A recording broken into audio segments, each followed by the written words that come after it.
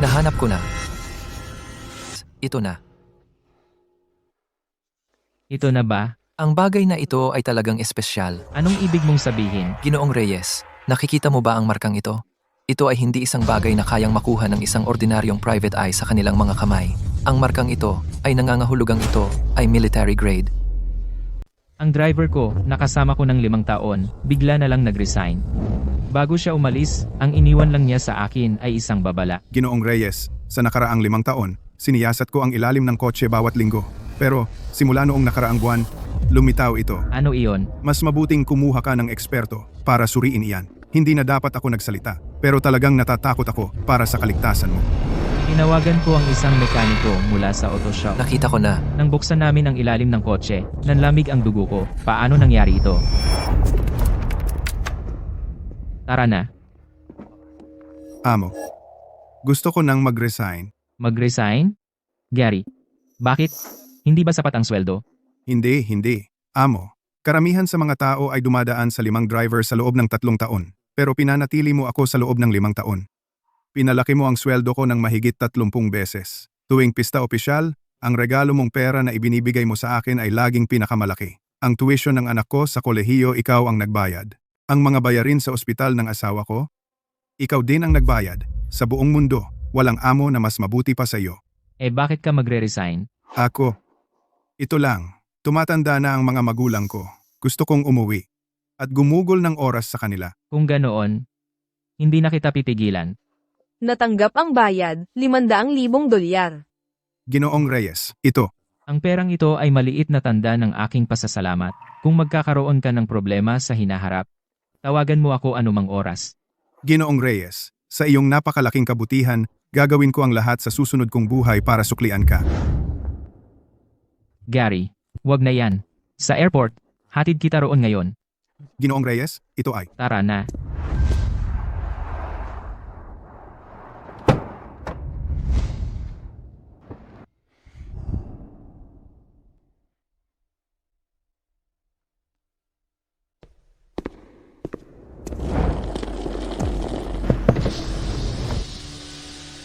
Anong problema, Gary? May nakalimutan ka ba? Ginoong Reyes, sa nakaraang 5 taon, siniyasat ko ang kotse bawat linggo, lalo na ang ilalim. Bawat sulok ng kotse, alam ko, tulad ng palad ng kamay ko. Noong nakaraang buwan, lumitaw iyon. Ano iyon? Hindi ko alam. Mukha itong black box na nakadikit sa tabi ng tangke ng gas. Noong una, naisip ko na nag-install ka ng bagong uri ng aparato. Pero habang iniisip ko, lalo akong kinilabutan. Ginoong Reyes, dapat kang pumunta sa isang profesional na auto shop para iangat ang kotse at tingnan sa loob. Hindi na dapat ako nagsalita, pero talagang natatakot ako, Ginoong Reyes, na baka may mangyari sa iyo.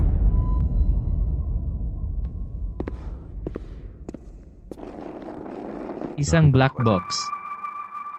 Sa tabi ng tangke ng gas.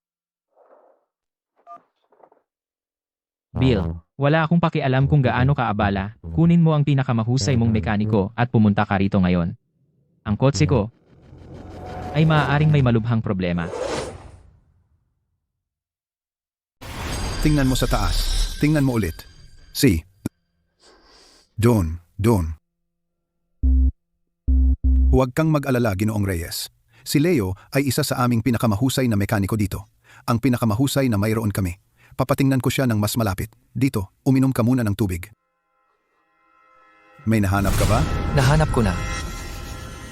Sa tabi ng tangke ng gasolina, nakasiksik sa sulok ng chassis frame. Ang lugar ay napakahusay na nakatago. Ang regular na inspeksyon ay hindi kailanman makakatagpo nito. Kinailangan kong gumamit ng borescope camera para kahit na makita ito ng kaunti. Kita mo? Ano to? Ang bagay na ito ay hindi biro.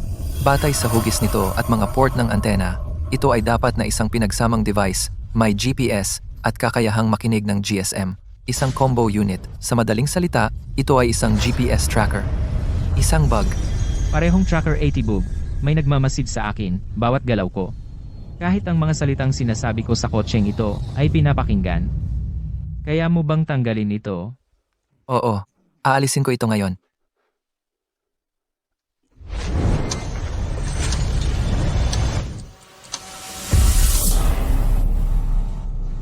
Ginoong Reyes, ito na. Ito na ba? Ang bagay na ito ay talagang espesyal. Anong ibig mong sabihin? Ginoong Reyes, nakikita mo ba ang markang ito? Ito ay hindi isang bagay na kayang makuha ng isang ordinaryong private eye sa kanilang mga kamay. Ang markang ito ay nangangahulugang ito ay military grade. Hindi mo makikita ang mga ito sa bukas na merkado. Military grade tech. Militar antas pamantayan. Ginoong Reyes, may ginawa ka bang mga kaaway? Mga kaaway. Isang bagong kakumpetensya. Kiev.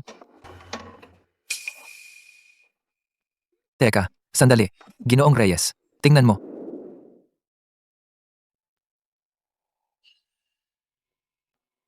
Sa linyang ito ng preno. Bakit may dagdag na piraso ng alambre? Ano ito? Hahawakan ko at tatanggalin.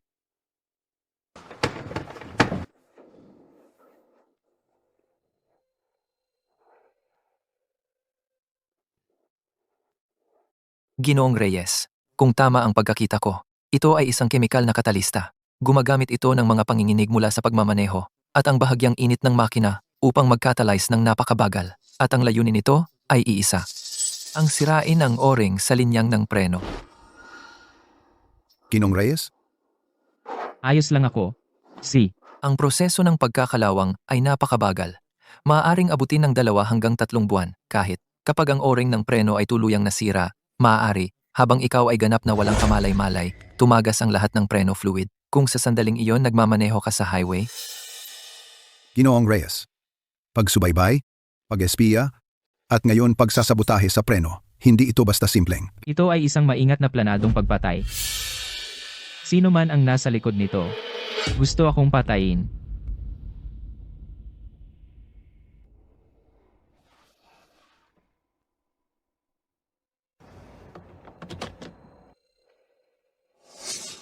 Kaya, Ginoong Reyes, ano ang gagawin natin ngayon? Dapat ba tayong tumawag ng pulisya? oo, tawagan ng pulisya. Hindi. Ginoong Reyes? May nagsisikap na patayin ka. Upang makapagsabotahe sa aking kotse ng tahimik at hindi mahuli. Iyan ay nagpapatunay na ang taong ito ay napakalapit sa akin. At ang pagiging malapit ay nangangahulugan na magkakaroon sila ng maraming pagkakataong subukan muli kung sila ay mabigo minsan. Susubukan nila muli. Ang pagtawag sa pulisya ay magbibigay lamang sa kanila ng babala. Sino ang nakakaalam, baka sila ay maging desperado.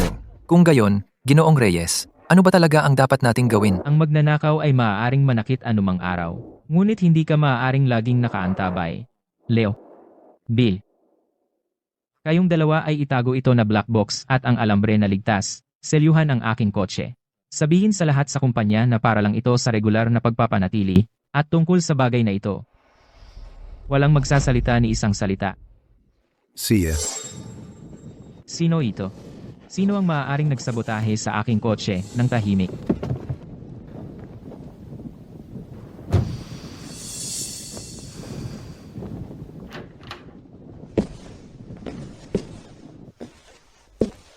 Mahal, ang huli ng uwi mo. Abala ka ba sa trabaho ulit? Ano ang problema, mahal?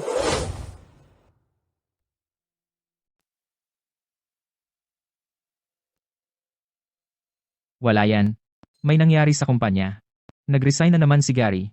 Kaya ako na ang nag-drive pa uwi. Nag-resign si Gary? Ang bigla naman nun. Sabi niya sa akin. May problema daw siya sa pamilya.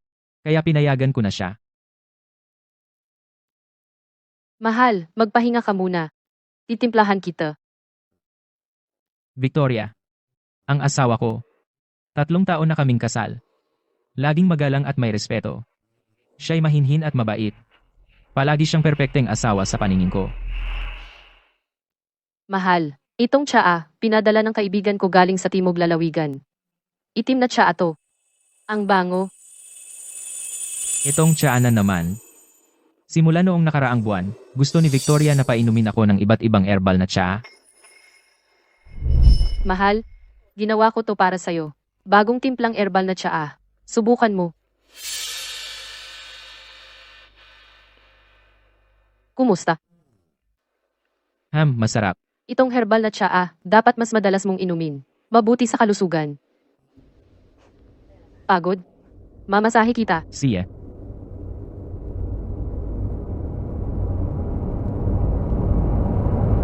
Tuwing iinumin ko ang tsaa niya, naaantok talaga ako.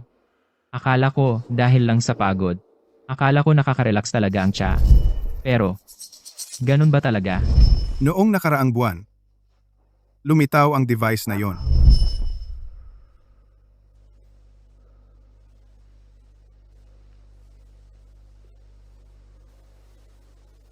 Mahal, halika na. Subukan mo.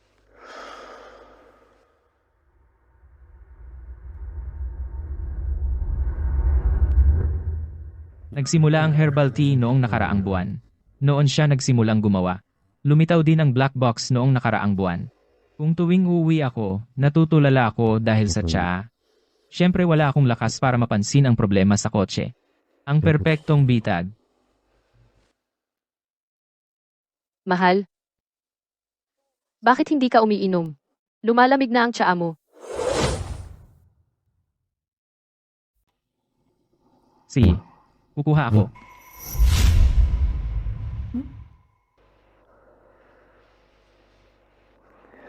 Masarap ang tsaa.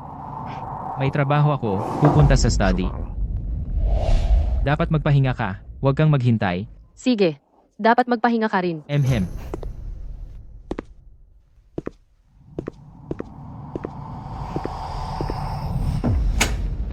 Sino ang may gusto sa akin patayin?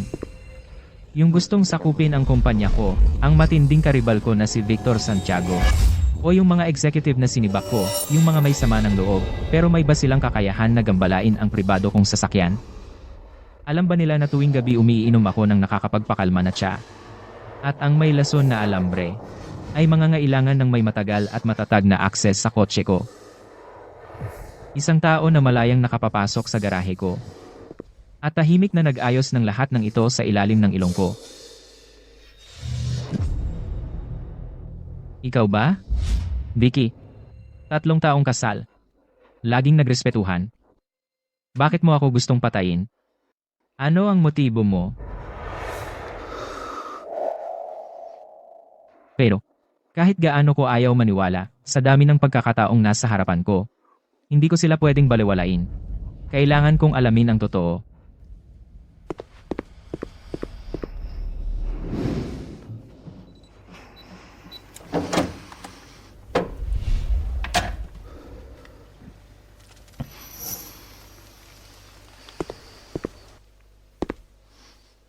Ginoong Reyes, kung may magkamali talaga, tawagan mo lang itong numero.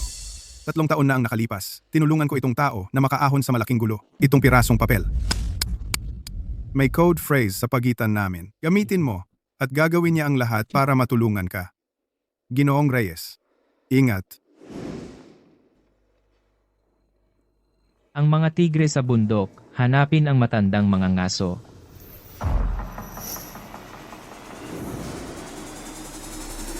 Ang katotohanan. Ano ba talaga?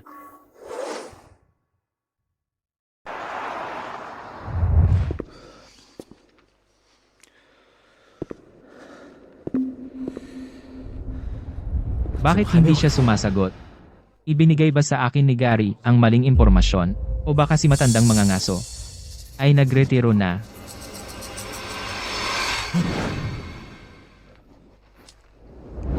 Eastside. Lumang pantalan. Hating gabi ngayong gabi, abandonadong bodega sa Pier 3. Pumunta kang mag-isa. Tumpak ang impormasyon ni Gary. Salamat sa Diyos. May pag-asa pa. 10:30 na. 1 oras at kalahati na lang. Sobrang sapat na oras.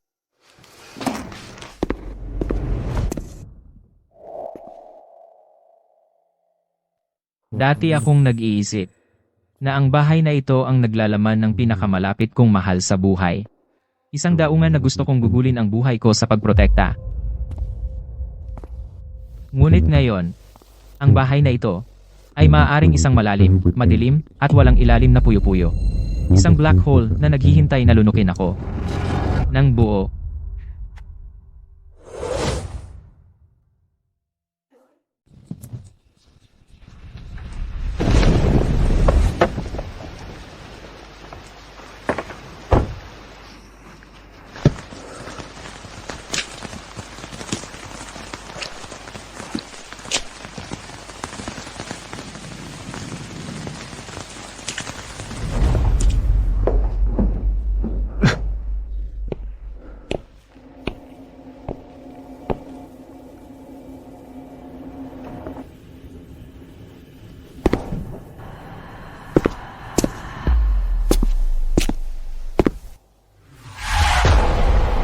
Sino ka?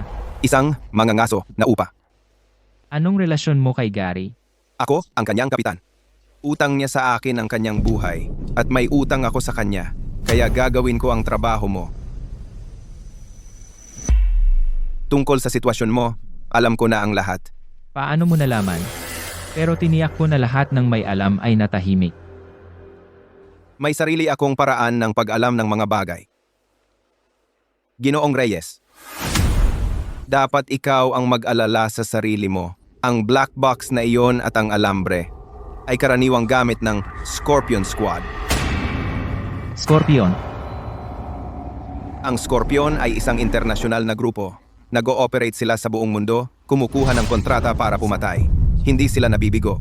Ginoong Reyes, ang tanging dahilan kung bakit buhay ka pa ay dahil alerto ang driver mo. Hindi nabibigo, ha? Kahit sino man ang may gusto sa akin patayin talagang todo-todo, di ba? Gusto kong alamin mo kung sino ang nasa likod nito. At kunin mo sa akin ang patunay na sinubukan nila akong patayin. Walang problema sa pera.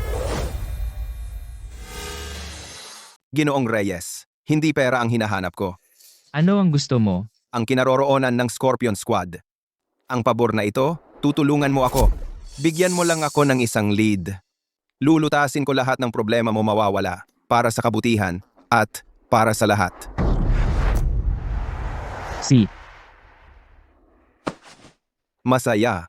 Mula sa sandaling iyon, alam kong papasok ako sa isang madilim at madugong mundo. Pero wala akong pagpipilian. At hindi ako uurong. Kaya, ano ngayon? Ano ang gagawin ko? Wala kang gagawin. Umuwi ka. Magkunwaring walang nangyari. Una, panatilihin mong, nasa linya ang magandang asawa mo. Isang maliit na regalo sa pagtanggap. Ano ito? Bukas, ilabas mo siya ng bahay sa loob ng 3 oras. Magpapadala ako ng tao para mag-install ng mga mata at tenga. Victoria, talaga bang kasali siya? Tandaan mo, mula ngayon, bawat salita na sasabihin mo, bawat ekspresyong gagawin mo, ay isang pagganap. Upang mabuhay, nagpe-perform ka para sa taong pinakamalapit sa iyo, ang kasama mo sa kama. Paano kita makokontak? Huwag mo akong kontakin. Manonood ako.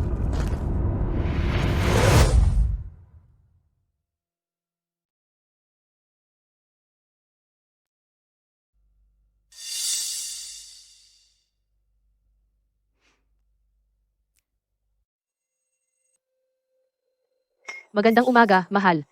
Halika, kain na tayo. Ginawa ko ang paborito mo siyomay na alimango. Kung hindi dahil kagabi, siguradong maloloko ako ng ganap na ito. Akala ko mayroon akong pinakamasayang pamilya sa mundo. Bakit nakatayo ka lang diyan?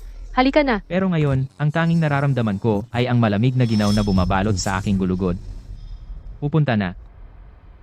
Mula ngayon, bawat salitang sasabihin mo, bawat ekspresyong gagawin mo, ay puro pag-arte na lang. Para lang mabuhay, isang palabas para sa taong pinakamalapit sa iyo.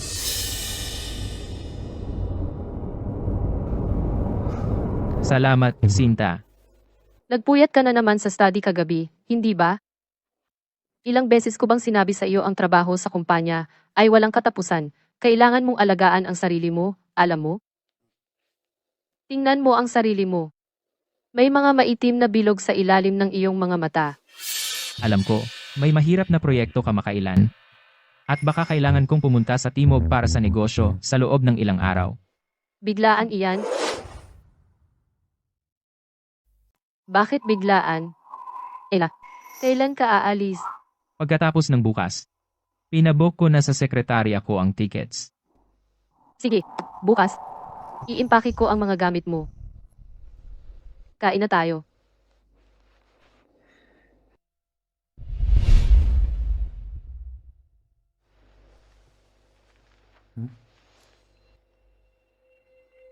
Kumusta? Masarap ba? Masarap. Niluto ito hanggang sa lumambot. Basta gusto mo.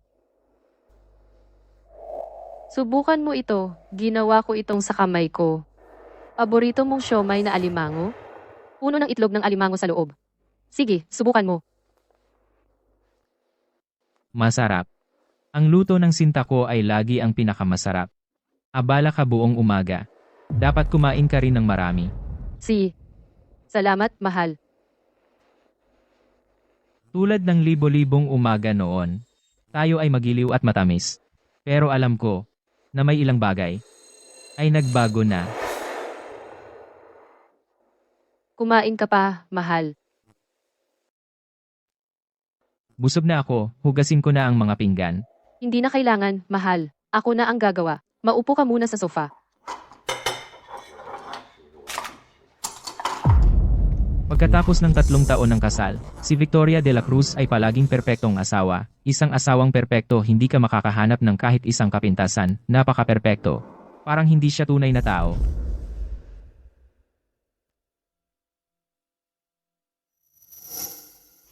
Mahal. Ito ang bagong timplang de kalidad na berdeng tsaa. Medyo nakakapresko. Subukan mo.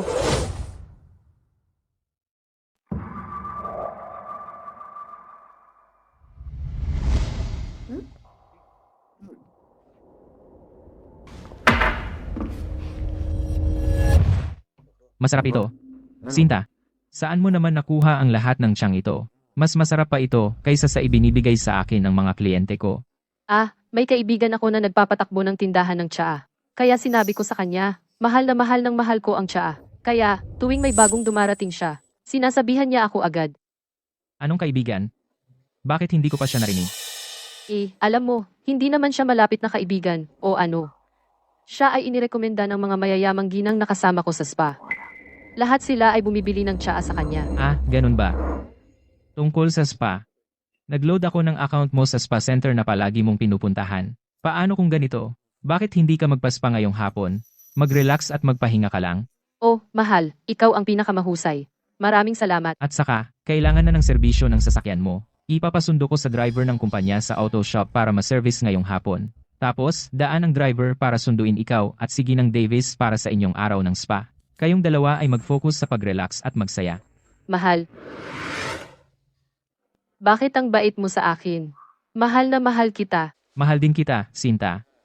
Bukas, kailangan mong ilabas siya ng bahay nang hindi bababa sa 3 oras. Magpapadala ako ng tao sa inyo para mag-install ng ilang mga mata at mga tenga. Ang spa center ay malayo sa bahay. Ang biyahe pabalik-balik pa lang, kasama na ang oras ng pagpapagamot, aabot ng hindi bababa sa 4 na oras. Perpekto. Tungkol sa spa, matagal na akong hindi nakapunta. Maglalagay ako ng magandang damit at pupunta na doon. Sige, gawin mo. Oras na para pumili ng magandang damit.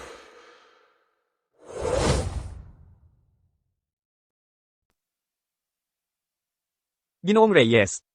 Sinabi sa akin ni Ginang Reyes na sunduin siya pagkalipas ng 15 minuto at dalhin siya sa spa. Habang nasa spa si Victoria, gamitin ang oras na iyon upang kunin ang mga item na nakalagay sa mga papeles na ito at ipasuri ng lihim. Ang bagay na ito ay dapat manatili sa pagitan natin, walang ibang dapat makaalam. Opo, Ginoo. Kapag natapos na si Ginang Reyes, sabihan mo ako. Opo, Ginoo.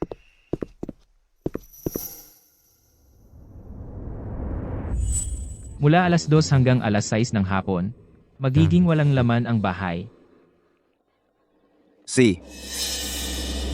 Mahal, anong nagpahuli sa iyo ng ganito? Trabaho na naman, ha? Magandang umaga, mahal. Kain na. Ginawa ko ang paborito mong siomay na alimango. Ikaw ang pinakamahusay. Mahal kita. Sana ang mga mata at tainga na iyon ay walang mahanap. Sana ang lahat ng ito ay nasa isip ko lang. Sana ang asawa ko ay siya pa ring mahal na mahal ko.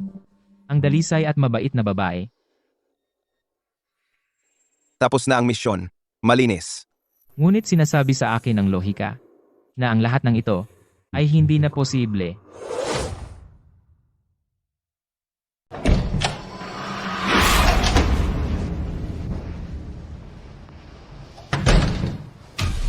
Mula ngayon, ang bahay na ito na tinitirhan ko sa loob ng 3 taon ay hindi na ang aking ligtas na kanlungan. Sa halip, ito ay isang engrandeng entablado. Isang entablado na itinayo partikular na para kay Victoria at sa akin.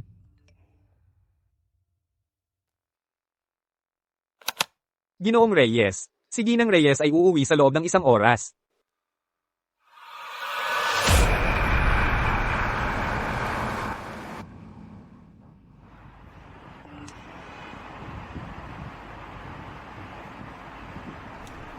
Tommy, bakit ka nagte-text habang nagmamaneho? Ako. Huwag mong sabihin sa akin.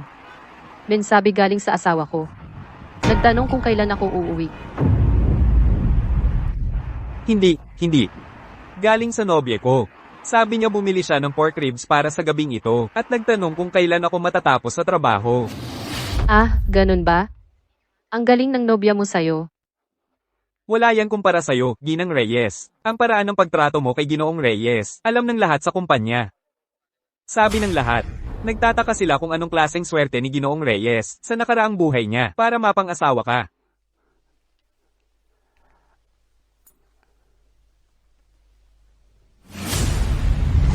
Mahal, nasa bahay na ako. Bumalik ka na. Mahal.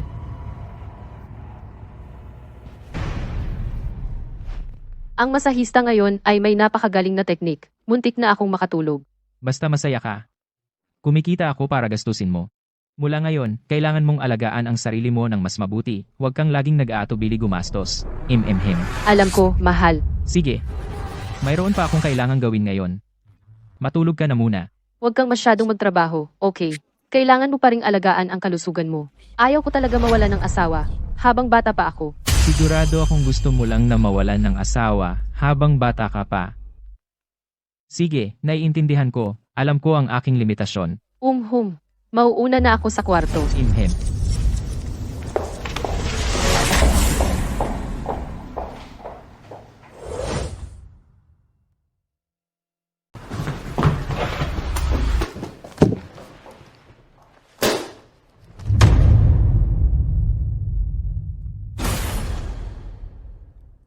Mga mata at tainga ay nakatanim sa buong bahay mo, sa bawat sulok.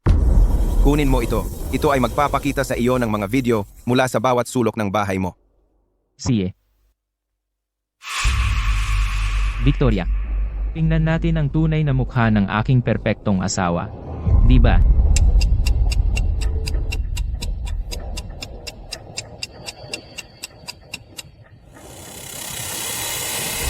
Naliligo, nag-aayos ng bulaklak, nagyoyoga, nag-aalaga ng balat.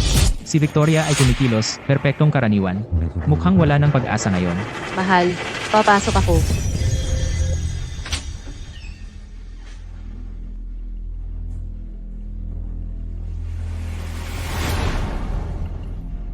Mahal.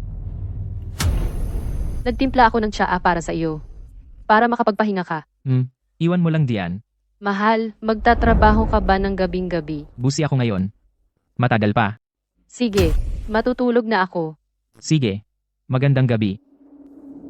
Magandang gabi, mahal.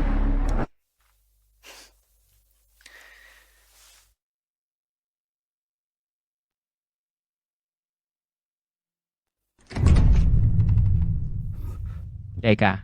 Lagi siyang nananatili at pinapanood ako na tinatapos ang tsaa bago umalis.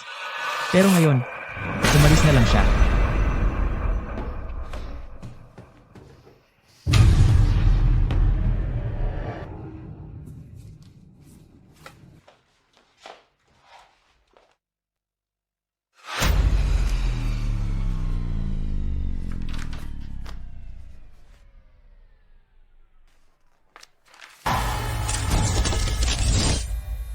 Teleponong pansamantala.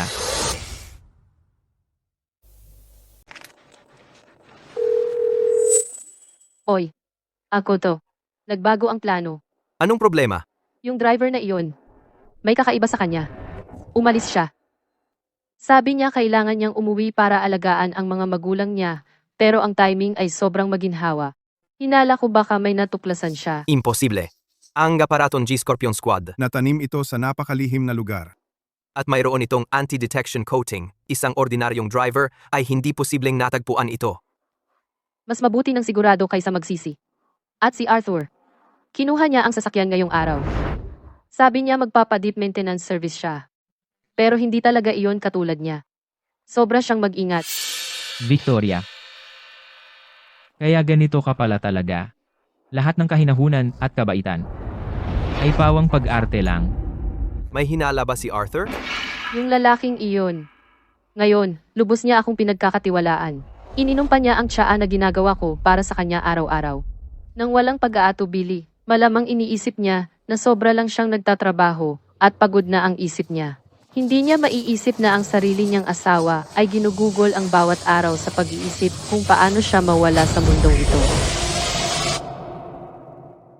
Mabuti, hanggat hindi kanya pinaghihinalaan, may pagkakataon pa tayo. Sabihin mo kay Victor. Huwag mag-alala. May plano na ako sa susunod na hakbang. Victor. Siya nga, gaya ng inaakala ko. Ano ang plano? Si Arthur ay may biyaheng negosyo sa timog sa Makalawa. Ito ay perpektong pagkakataon. Pagkatapos ng lahat, anong uri ng transportasyon ang mas madaling maaksidente kaysa sa eroplano? Ama, Hindi ko naisip na ang kasinungalingan. Na basta ko lang ginawa ngayon para subukan siya, ay magiging pagkakataon niya para saktan ako. Victoria, Victoria. Napakagaling mong asawa. Naiintindihan, aayusin ko ang lahat. Kapag tapos na, Starlight Tech sa'yo na, Ginoong Santiago, at ikaw. Ang magiging asawa ng amo ng imperyong ito na nagkakahalaga ng daan-daang bilyong piso. sabihin mo kay Victor na ang gusto ko ay hindi lang ang titulo bilang asawa ng amo, kundi para rin sa kanya. Na manahimik siya.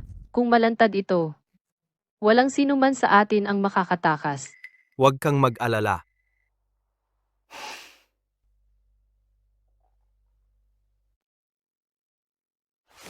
Tatlong taon. Buong 3 taon ng kasal. Ang akala ko ay isang mapagmahal. Sumusuportang kasal ay naging wala kundi isang masalimuot na pakana. Isang nakamamatay na laro kasama ang aking buhay at karera. Bilang pusta,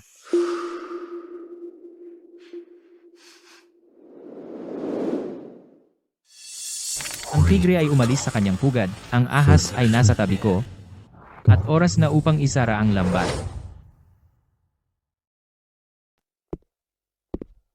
Napakatahimik ng tulog mo, masarap ang panaginip, na naginip ka na namatay ako sa pagbagsak ng eroplano. O baka naman nananaginip ka na sa wakas ay naging kung ano ang lagi mong pinag-uusapan, higit pa sa pagiging asawa ng amo. Nakatayo kasama si Victor sa bubong ng aking kumpanya. Nakatingin pababa sa lungsod.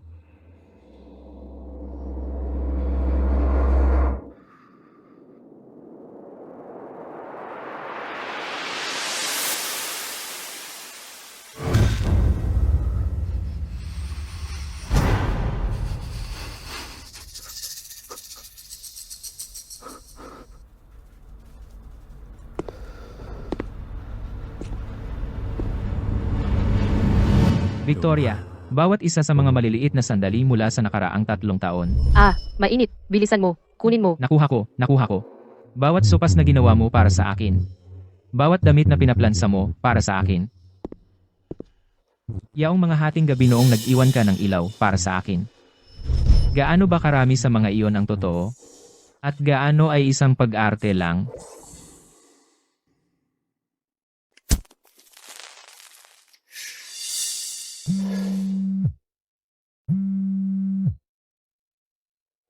Ang kuha ng pagmamanman, nakikita ko ito ng real time dito. Ang asawa mo, iba talaga siya. 3 taon na kaming kasal, pero parang ngayon lang. Ko siya nakita kung sino talaga siya. Alam na natin ang plano nila. At susunod, oras na para sa atin.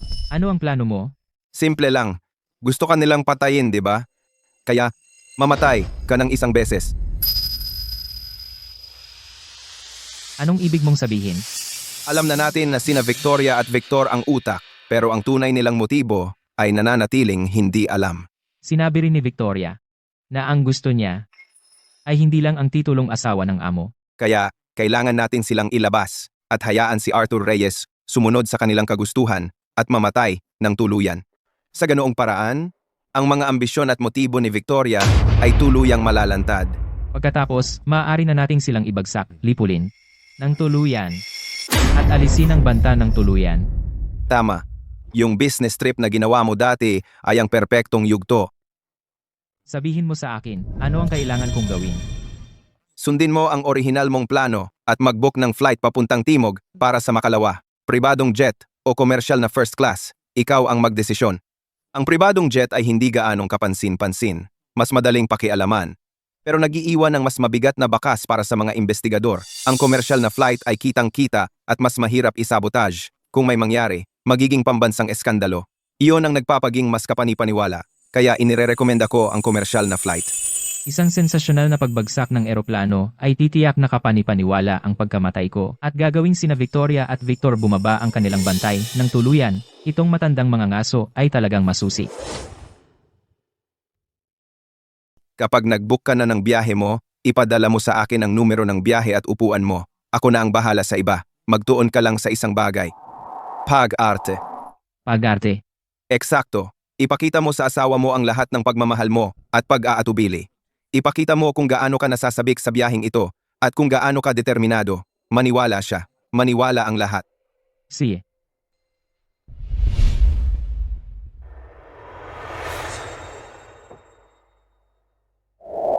Mahal. Mahal. Gising na. Anong ginagawa mo natutulog dito? Ipakita mo sa asawa mo ang lahat ng pagmamahal mo at pag-aatubili. Ipakita mo kung gaano ka nasasabik sa biyaheng ito at kung gaano ka determinado. Nagtatrabaho ako kagabi ng gabi. Ang sarap ng tulog mo.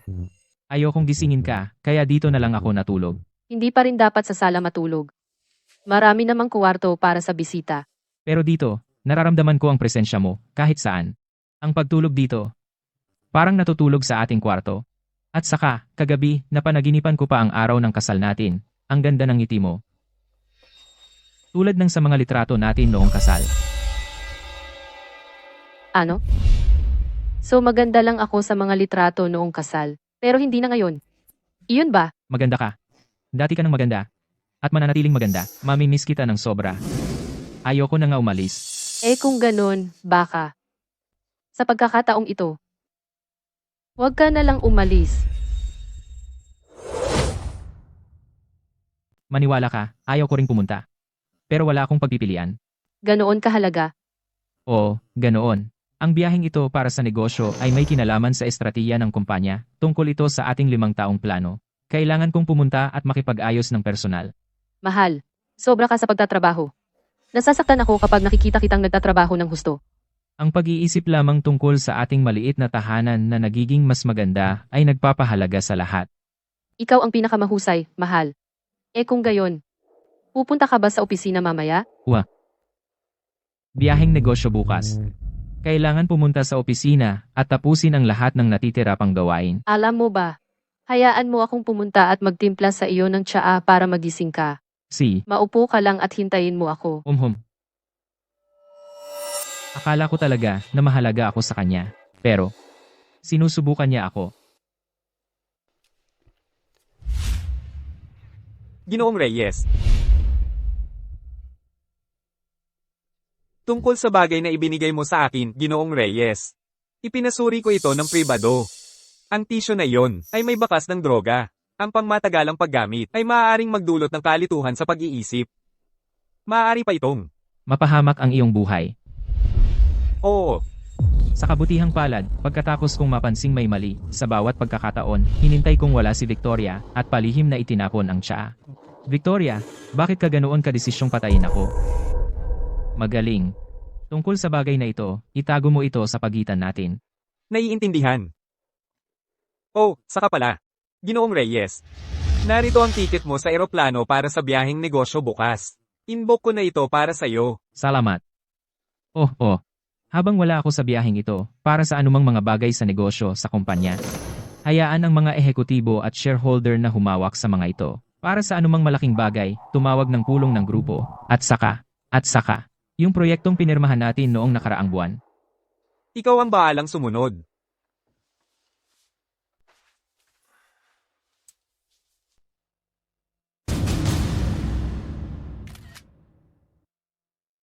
Mahal, umuuwi ka ng maaga ngayong gabi, pangako.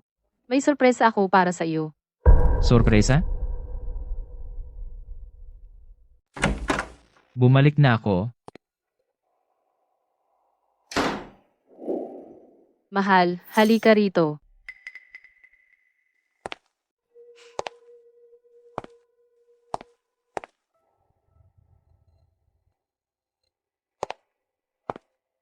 Ito ba ang sorpresang sinabi mo?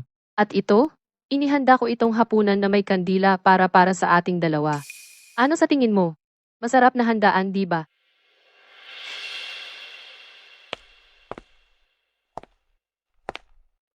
Oo, talaga. Mahal? Pinaghirapan mo ito. Mahal. Ilang araw kang nasa biyahe para sa trabaho, at nag-alala ako na bakit hindi ka kumakain ng maayos, kaya inihanda ko ang buong mesang ito ng pagkain, lahat ng paborito mo. Halika. Subukan mo.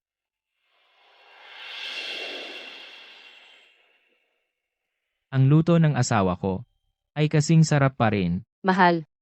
Ikaw ay nagtatrabaho ng sobra-sobra kamakailan. Bumaba pa ang timbang mo. Kailangan mong kumain ng higit. Mahal, ikaw ang nagsumikap. Dapat kumain ka rin ng marami. Salamat, mahal. Ang babaeng nakaupo sa tapat ko ay asawa ko sa pangalan, ngunit siya rin ang aking mortal na kaaway na nagnanais na mamatay ako ngayon din.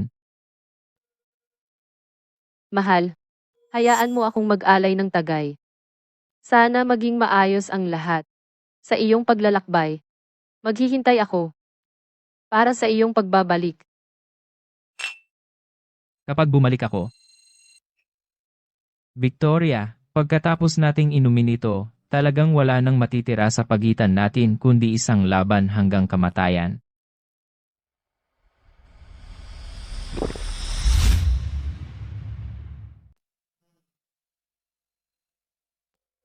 Mahal, maaga ka yata gumising.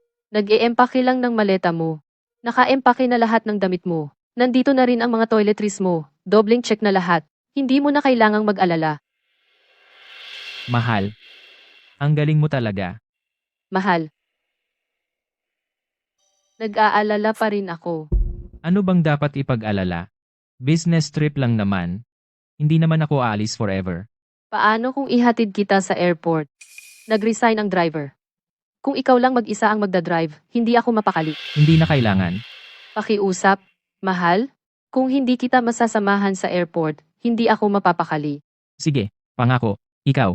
Nasa palad mo ako. Sige, mahal. Magbihis ka na. Maghahanda ako ng almusal. Nag-aalala kang mag-isa akong magdadrive, ha? Natatakot kang tumakas ako sa kalagitnaan, di ba? Mahal.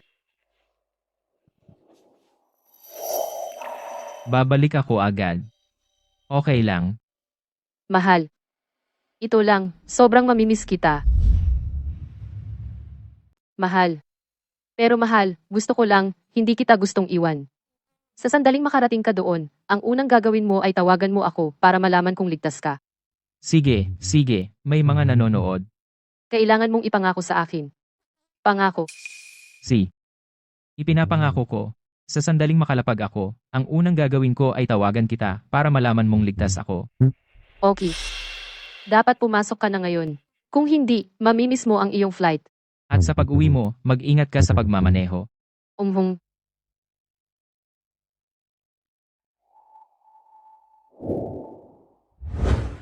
Vicky. Mahal kita. Mahal din kita. Mahal. Ang galing umarte. Kung hindi ko nakita ang totoo niyang pagkatao, malamang tuluyan akong malinlang.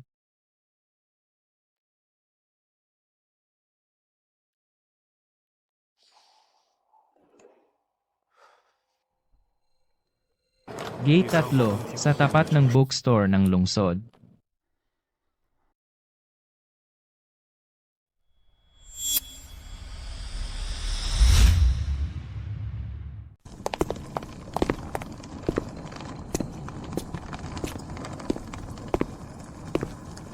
Kumusta? Maligayang pagdating.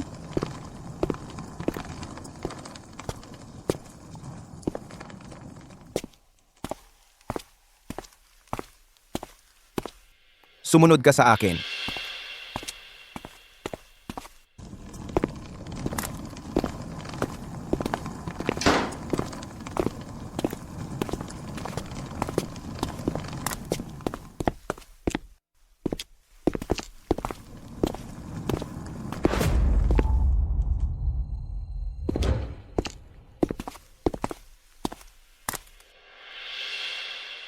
Ginoong Reyes, matagal na tayong hindi nagkita.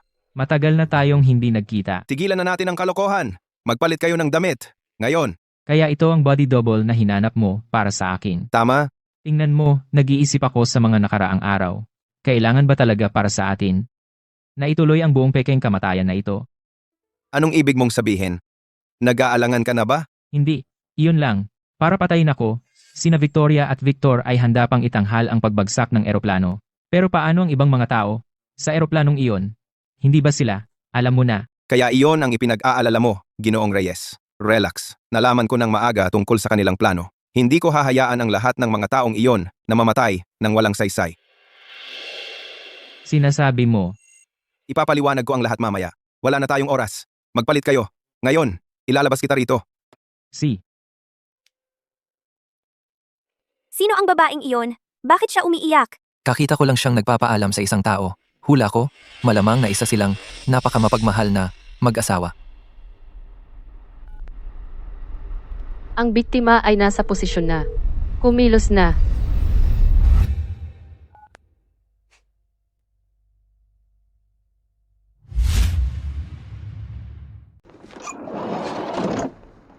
Sumakay ka.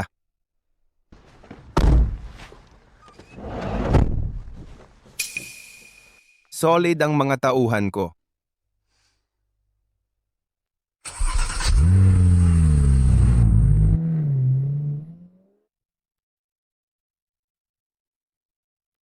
Tingnan mo ito. Pinaputol namin ang programang ito para sa breaking news. Isang pampasaherong eroplano mula sa ating lungsod, patungo sa lungsod ng Timog Tubig, ay nawalan ng kontak ilang sandali matapos lumipad. Ang sasakyang panghimpapawid ay Flight 219. May 157 kaluluwa sakay. talaga namang. Tinuloy ito. Ang mga tauhan ni Victor ay sinuhulan ang ground staff ng airport. Pinakialaman nila ang landing gear's hydraulic system. Kapag ang eroplano ay umabot sa taas na 30,000 talampakan, sasabog ito. Baliw sila. Talagang sira ulo. Para patayin ako, handang isama ang 157 inosenteng tao kasama nila. Huwag kang mag-alala diyan. Noong nakumpirma ko ang kanilang plano, pinagawa ko ang mga tauhan ko kunin ang kontrol sa mga tauhan ni Victor. Pinilit naming ang eroplano na mag-emergency landing. Ang balitang kakita mo lang ay peking impormasyong aking na-leak. Kailangan lang nating maghintay hanggang sa kumalma ang mga bagay, saka natin sila palayain. Mabuti naman.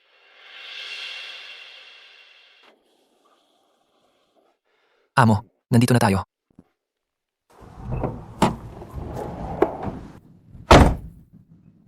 Tara na.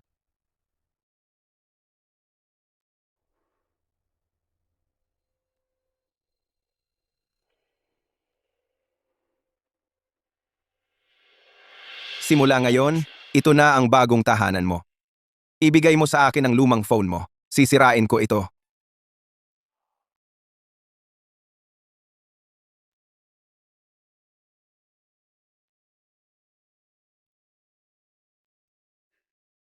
Gamitin mo ito simula ngayon. Patay na si Arthur Reyes. Simula ngayong araw. Liam Mendoza ang pangalan mo. Isang ordinaryong tao, nakakalipat lang dito mula sa ibang bayan para maghanap ng trabaho.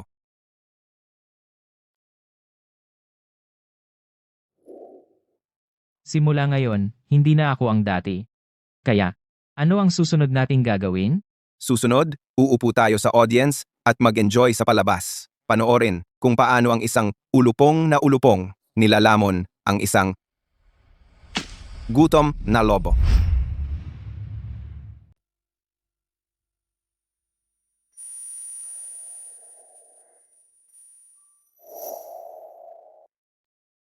Lumipat ako sa isang kakaibang bahay, sa kabilang bahagi ng bayan, sa isang lugar na hindi ko pa napupuntahan.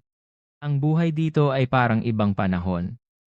Walang sino man ang mag-iisip na ang isang patay na bilyonaryo at isang ordinaryong tao na nagtatago sa isang sira-sirang motel ay magkakaugnay.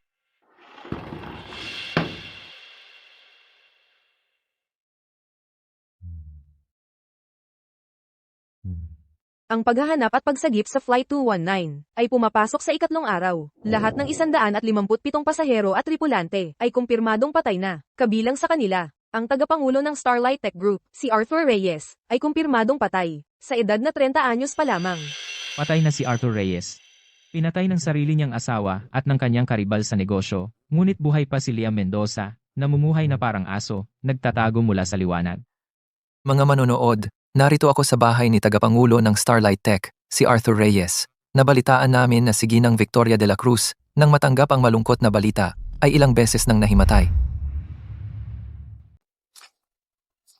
Ginang Reyes, Ginang Reyes, Ginang Reyes. Biglang namatay si Ginoong Reyes. May sasabihin ka ba? Ano ang susunod na gagawin ng Starlight Tech? Ikaw ba ang papalit? Labis na lungkot si Ginang Reyes. Manahimik na kayo. Ginang, 2 araw ka nang hindi natutulog. Kailangan mong alagaan ang sarili mo. Gusto kong manatili sa aking asawa. Tiyak na lungkot siya diyan sa itaas. Isang kaawa-awang babae na nawalan ng mahal na asawa. Isang matatag ngunit marupok na mayamang byuda. Victoria de la Cruz. Ang public persona na ginawa mo para sa sarili mo ay lubos na perpekto. Ginang, nahimatay siya. Tigilan niyo na ang pagkuha ng video. Lumabas kayo, ngayon. Si Ginang Reyes ay kailangang magpahinga.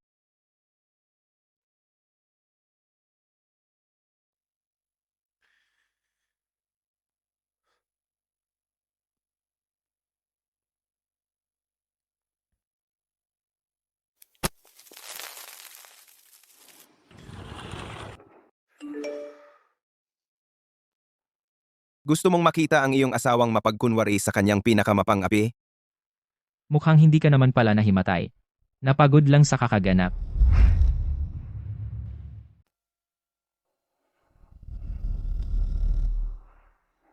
Victoria, ako ang gumagawa ng lahat ng maruming trabaho. Gaano pa ba tatagal ang pagpapahaba mo nito? Victor, bakit nagmamadali? Anong pagmamadali? Malaking pera ang inilagay ko dito. Alam mo naman yan, di ba? Patay na si Arthur. At wala akong natanggap kahit 1 sentimo. Kung ibibigay ko sa iyo ang kumpanya ngayon, ano sa palagay mo ang sasabihin ng mga tao? Sasabihin nila, hindi pa lumalamig ang bangkay ni Arthur, at ang kanyang balo ay nagmamadali ng ibenta ang kanyang mga ari-arian. Gusto mo bang sirain ang reputasyon ko, o gusto mo bang sundan ang landas at maghukay ng iba pa? Kaya ano ang suhestyon mo? Maghintay tayo. Maghintay? Sa ngayon, lahat ng mata ay nakatuon sa akin. Kailangan kong gampanan ng perpekto ang aking papel. Ang lamay, ang pagtangis, ang coverage ng balita. Hindi ko kayang palampasin kahit isa. Gaano tayo katagal maghihintay? Hanggang sa humupa ang init. Hanggang sa matibay kong makuha ang aking posisyon bilang ginang ng pamilya Reyes. Pagkatapos, kukunin ko ang lahat ng naiwan ni Arthur. At hahawakan ito ng mahigpit sa aking mga kamay. Huwag kang mag-alala. Ang iyong bahagi ay garantisado.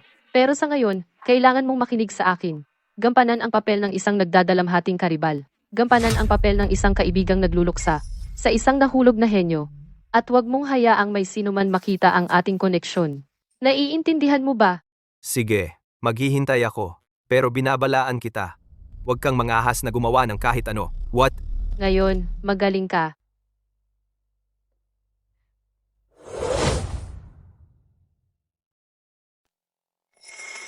Ngayon naiintindihan ko na. Ang babaeng iyon ay mas walang awa kaysa sa inakala natin. Bukas ang iyong serbisyo ng pag-alaala. Pupunta ka ba? Oo naman. Hindi ko ito palalampasin sa anumang pagkakataon. Kailangan kong makita ang aking mahal, magandang asawa na umiiyak para sa akin. Ang aking serbisyo ng pag-alaala ay naglabas ng kalahati ng mga elite ng lungsod. Sa halip na magluksa para sa isang patay na tao, ito ay mas katulad ng sila ay dumadalo ang sosyal na kaganapan ng season. Ginang Reyes, ang aking pakikiramay. Ang pagpanaw ni Ginoong Reyes ay biglaan. Kaming lahat ay lubusang nalulungkot. Salamat. Salamat sa pagpunta. Ginang Reyes, ang imperyo ng Starlight Tech ngayon ay nakasalalay sa iyong mga balikat. Kung maaari lang, ako ay pumalit sa kanya. Ang aking pakikiramay. Tingnan mo siya, pumayat siya. Parang kahit isang malakas na hangin ay maaaring matumba siya. Ang bawat isa na nakikipagkamay sa kanya ay naiiyak. Ang pinakasikat na balo ng lungsod, ang pinakakawawaang babae. Siya ay isang tunay na propesyonal. Luha sa utos. Ang kakayahang iyon ay hindi basta-basta magagawa ng sinuman. Siya ay nagsanay sa loob ng 3 taon. Nagsanay sa harap ng salamin araw-araw. Sa akin. Paano siya hindi magaling diyan? Ang iyong mortal na kaaway. Nandito si Victor. Victor Santiago. Arthur Reyes. Hayan ka. Hinahanap kita kahit saan. Kung hindi si Ginoong Santiago. Arthur, sinabi lang sa akin ng tatay ko. Nagpasya na siya na ibigay ang Blackwood Group sa akin. Binabati kita. Arthur. Kaya henyo ka, pero pagka-graduate mo, mapupunta ka pa rin sa simula tulad ng iba. Nakikita ko ang potensyal mo. Ngayon, opisyal kitang inaalok ng posisyon sa Blackwood Group. Sa iyong mga kakayahan, talagang makakagawa ka ng pangalan para sa sarili mo. Makakagawa ng pangalan para sa sarili o gumawa ng pangalan para sa iyo? Hindi ako sasali sa Blackwood Group, naniniwala ka sa akin. At naniniwala rin ako sa sarili ko, hindi ako magtatrabaho para sa iba. Magtatrabaho ako para sa akin, para sa sarili ko, para itayo ang sarili kong imperyo. Si Arthur. May mga bagay na hindi mo pa nauunawaan, pero mauunawaan mo. Kahit mas matalino ka at mas mataas ang grado kaysa sa akin, sa mundong ito, maraming bagay na hindi lang nakadepende sa kakayahan. Ang mas mahalaga ay ang koneksyon at tamang plataporma. Manonood ako para makita kung ano talaga ang kaya mo. Dati niya akong inalok ng sanga ng olibo. Pero tinanggihan ko siya. Sino ba mag-aakala? Ang asawa ko ang siyang kukuha nito. Napaka-unpredictable ng buhay. Ginang Reyes. Taos pusong pakikiramay. Si Ginoong Reyes ang pinakamatalik kong kaibigan at ang pinakarespetadong karibal. Ngayong wala na siya, ang aking puso ay lubos na nagdadalamhati. Wala na siya. Durog na durog ang puso ko. Lubusang nadurog. Salamat, Ginoong Santiago. Kung alam ng asawa ko na nandito ka, magiging panatag siya. Gusto kong sumugod doon at tanggalin ang kanilang mga maskara at sabihin sa buong mundo na ang dalawang ito ang tunay na mga mamamatay tao. Pero hindi ko magawa. Ginang Reyes, huwag po kayong mag-alala. Pagkatapos ng lahat, magkaklase kami ni Arthur. Mula ngayon, ang aking Blackwood Group ay magbibigay ng buong tulong sa Starlight Tech. Salamat, Ginoong Santiago. Kung makikita ito ng asawa ko mula sa kabilang buhay, sa wakas ay makapagpapahinga na siya ng payapa. Kailangan kong tumayo roon at panoorin ang dalawang nagtulak sa akin sa impyerno ay nagpapanggap sa harap ng aking larawan na nagmumukhang matuwid at tapat. Ang isa ay umiiyak ng hagulgol. Ang isa naman ay nagbubuhos ng kanyang damdamin. Kaya pala sila nagtulungan. Nakakaawa lang sila. Akala nila nanalo na sila, pero hindi nila alam na ngayon pa lang nagsisimula ang laro. Hoy! Anong akala mo ginagawa mo? Bitawan mo ako! Isa akong reporter! May karapatan akong narito! Sino ba ang nagsabing pwede kang mag-film? Ito ay pampublikong lugar. Serbisyo ng pag-alaala ni Ginoong Reyes. Bakit hindi ako pwedeng mag-film? Ikaw, kaibigan kong reporter. Ngayon ay serbisyo ng pag-alaala ng asawa ko. Sa paggawa ng ganitong kalokohan, paano mo nagawang gambalain ang kanyang huling pahinga? Taga saan kang media outlet? Alam mo ba kung anong okasyon ito? Hindi pa lumalamig ang katawan ni Ginoong Reyes. At nandito ka na para magsamantala sa trahedya. Wala ka bang hiya? Magaling siya. Kung hindi, paano siya nagkaroon ng lakas ng loob na patumbahin ang isang bilyonaryong CEO tulad mo? Ginoong Santiago, ano ba talaga ang meron sa inyo ni Ginang Reyes? Bakit sa sandaling itutok ko ang kamera ko sa inyong dalawa, pumapasok agad ang mga security? Ano ang takot ninyo? Ano ang ibig mong sabihin? Magkaibigan na kami ni Ginoong Reyes sa loob ng maraming taon. Nandito lang ako para mag-alay ng pakikiramay. Natural lang iyon. Isang reporter na tulad mo, humahabol sa mga click at views, gagawin ang lahat para sa isang kwento. Umalis ka rito. Isang linggo bago ang pagbagsak ng eroplano, ang Strategic Investment Department ng Blackwood Group ay nagsagawa ng masusing pagsisiyasat sa buong estruktura ng shareholder ng Starlight Tech. At pagkatapos, Ginang Reyes, sa ilalim mismo ng kanyang pangalan, ay lumitaw ang isang bagong offshore na kumpanya. Kaya tanong ko sa inyo, alam ba ninyo mula pa sa simula na si Ginoong Reyes ay tiyak na maaaksidente? Ganoon ba? Ano ba ang pinagsasabi mo? Papatayin ko ang bibig mo! Inilantad lang niya ang maruming damit ni Victor sa lahat. Pusta tayo kung kaya nilang takpan ang gusot na ito. Ang larangan ng negosyo ay parang digmaan. Ang pag-aaral ng iyong mga karibal ay bahagi lang ng trabaho. Ang pagkamatay ni Ginoong Reyes ay napakabigla. Si Ginang Reyes ay hindi kayang harapin ang lahat ng ito mag-isa. Nandito lang ako para tumulong. May problema ka ba doon? Tingnan mo, ako si Victor Santiago. Talaga namang nakipagkompetensiya sa kanya. Pero negosyo lang iyon. Ngayong wala na siya, ang pinakamaliit na magagawa ko ay tumulong. Iyan ang tinatawag na integridad. Tama siya. Ang isang lalaking tulad ni Ginoong Santiago ay may tunay na pananaw. Mas magaling siya kaysa sa isang tulad mo, na sumisipa sa taong bagsak. Matuto ka sa kanya. Kung hindi, bakit siya isang presidente ng grupo at ikaw ay isang mababang reporter lang?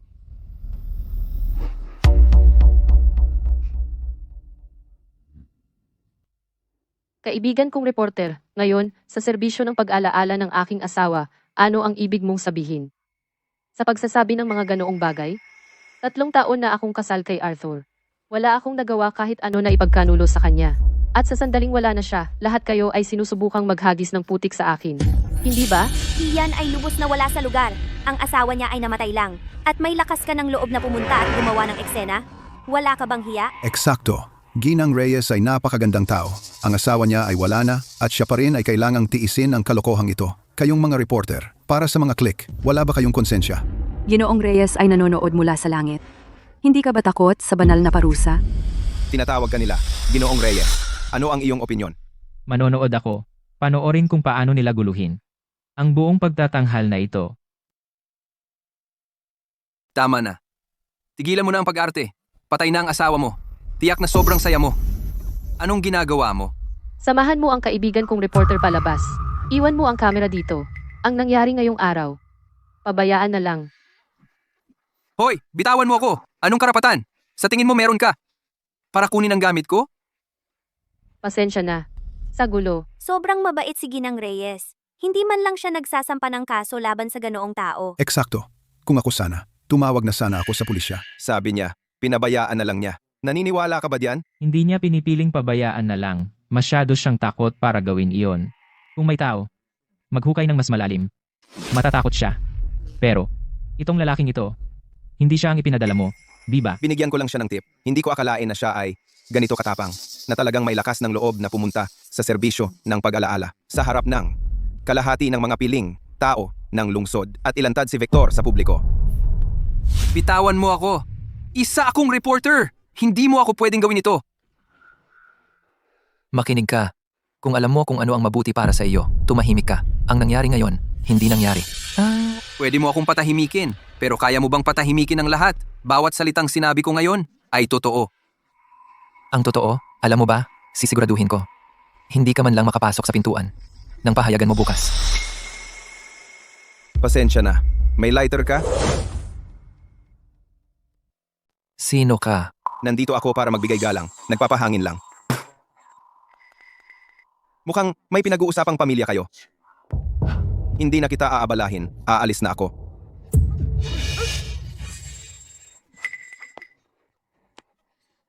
Kaibigan, paumanhin. Masyadong madulas ang lupa. Nasaktan ang likod ko. Umalis ka. Si. Kalimutan mo na. Reporter lang. Hindi siya makakapagdulot ng malaking problema. Simon, Sino ka? Ano ang gusto mo? eto ang numero ko. Kung magkaroon ng pagkakataon sa hinaharap, maaari tayong magtulungan. Magtulungan sa ano? Ang mga bagay na binanggit mo sa serbisyo ng pag-alaala kanina. Victoria, Victor, ang istruktura ng pagmamayari ng shares, ang offshore na kumpanya. May ibang tao na interesado sa kanila. Tulad mo, Sino? hindi mo kailangang malaman iyon. Kailangan mo lang malaman ang isang bagay. Bantayan mo sina Victoria at Victor. Siguradong magugulat ka sa kanila. Ikaw ay? Ikaw ang nagpadala sa akin ng anonymous na mensahe. Ano pa ang alam mo? Maaari mo bang sabihin sa akin ang lahat? Kapag tamang panahon na, makikipag-ugnayan ako sa iyo. Ngunit sa pagkakaalam ko, si Victoria de la Cruz ay hindi dapat pakialaman. Nasa libing ka kanina at nagdulot ka ng gulo. Ang payo ko sa iyo, dapat kang magtago muna sandali. Siya? Hihintayin kitang makipag-ugnayan.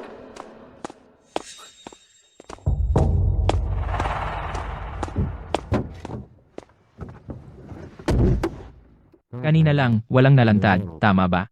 Hindi natin sila dapat alertuhin. Originally, a simple chop to the neck would have solved it. Malinis at episyente. Hindi niya malalaman kung sino ang tumama sa kanya. Pero para hindi sila maghinala, nagpanggap ako ng kaunti. Isipin mo na lang isang aral na natutunan sa panonood sa asawa mo na nagpe-perform sa loob ng maraming araw. Pakikiramay.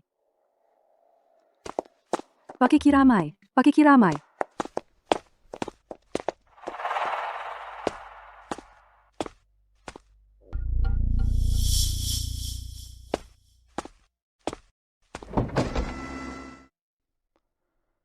Pakikiramay. Maari na kayong umuwi. Gusto kong mapag-isa sandali. Opo, Ginang Reyes.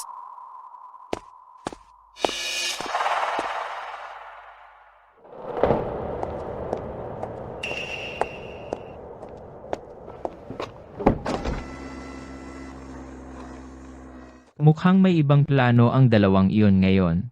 Sa ibabaw, nandito raw sila para umiyak at magbigay ng pakikiramay. Kapag umalis na ang lahat, doon magsisimula ang tunay na aksyon. Gusto mong marinig kung ano ang pinag-uusapan ng dalawang iyon ng mag-isa? Victoria, ano ba talaga ang gusto mong gawin? Mukhang nag-aaway sila. Victoria, anong balak mo? Tapos na ang serbisyo ng pag-alaala. Ang kumpanya ni Arthur ay akin na. Ginoong Santiago, ayon sa orihinal nating plano, ikaw ang namamahala sa kagamitan at ako ang humawak sa pagpapatupad. Kapag natapos na, ang kumpanya ay magiging iyo. At ako makakakuha ng 10% ng mga bahagi at 500 milyon sa cash, kung tama ang pagkakaalala ko. Tama iyan. Kaya ano ito? Nagbago ka na ba ng isip? Ginoong Santiago, sa tingin mo ba talaga hindi ko alam kung ano ang balak mo? Anong ibig mong sabihin? Ang ground staff na sinuhulan mo. Malamang pinatahimik mo na siya matagal na. Kung ibinigay ko sa iyo ang kumpanya, pustahan tayo, ako ang susunod na mawawala. Pagkatapos ng lahat, ang mga patay lang. Ang nag-iingat ng mga lihim magpakailanman. Ikaw, Hindi ba? masyado kang nag-iisip. Ako ba? Sige. Ipaliwanag mo ito. Sige, ipaliwanag.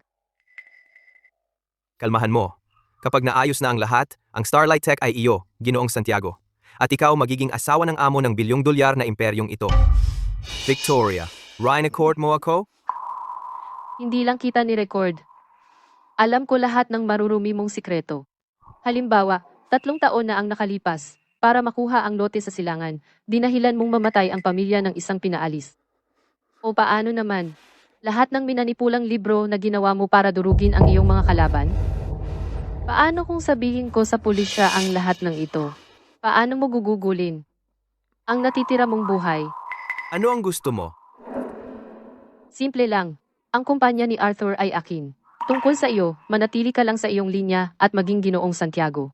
Tungkol sa gusto mo, kapag may buo na akong kontrol, baka bigyan kita ng buto.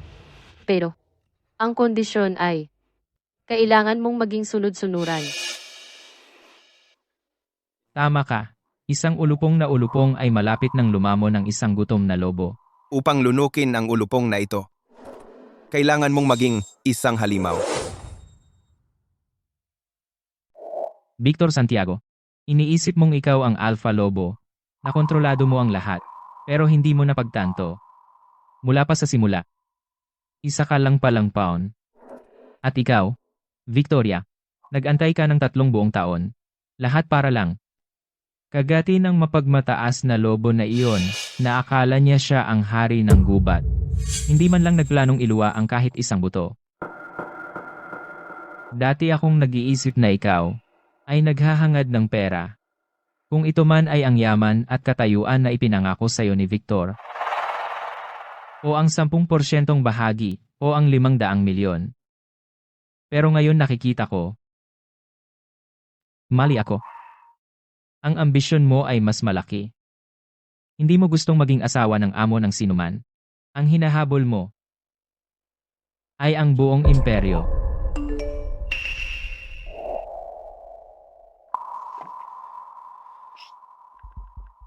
Victoria de la Cruz. Tunay na pangalan ay Luna Torres. Ano ito? Parehong nagtrabaho ang kanyang mga magulang sa pabrika ng Apex. 12 taon na ang nakalipas. Matapos mabili, nagsara ang pabrika. Ang kanyang ama ay namatay sa isang aksidente sa minahan. Ang kanyang ina ay nagbigti pagkatapos. Ang pabrika ng kanyang mga magulang ay binili ko. Nilapitan niya ako at mula pa sa simula. Ito ay para sa paghihiganti.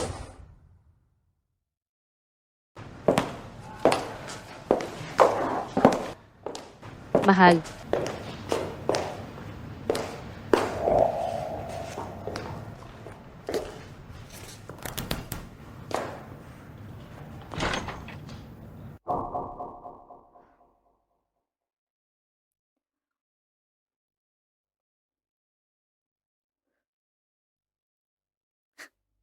Mahal.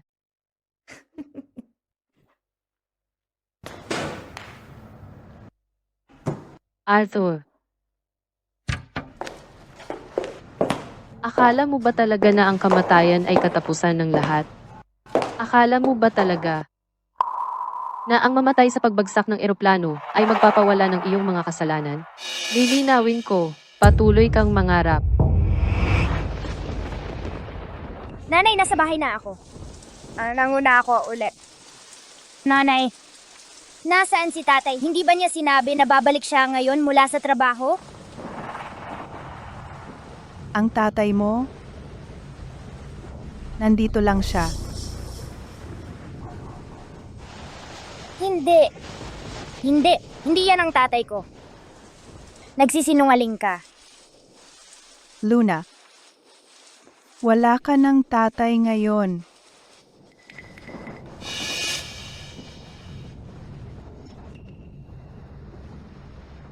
Humikbi. Huwag kang umiyak. Ang tatay mo, wala na siya. Hindi man lang nila makuha ang kanyang katawan. Ang dinala lang nila ay isang dakot ng lupa mula sa minahan. Nanay!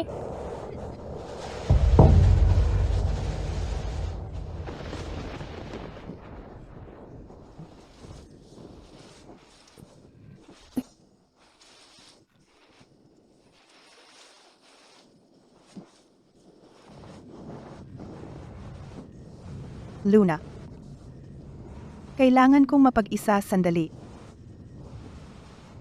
Dito ka lang. Samahan mo ang tatay mo.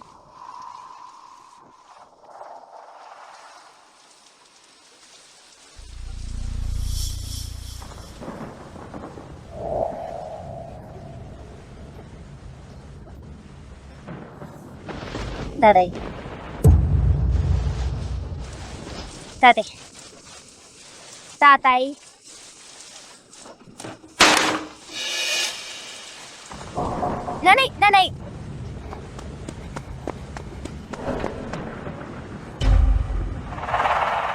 Nanay! Nanay, bumaba ka dyan. Huwag mo rin akong iwan. Nanay! Bumaba ka, wala na si tatay. Ano ang gagawin ko kung umalis ka rin?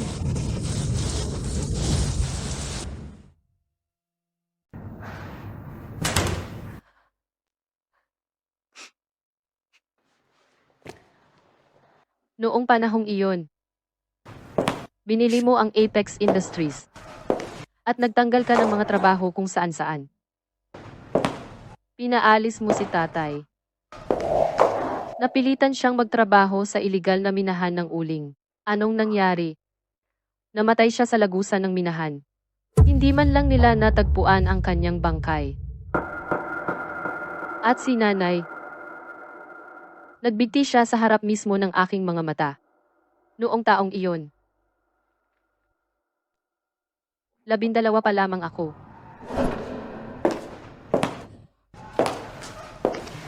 Hinira mo ang buong pamilya ko. Ginawa mo akong ulila. Ginawa mo akong mamuhay na parang asong gala.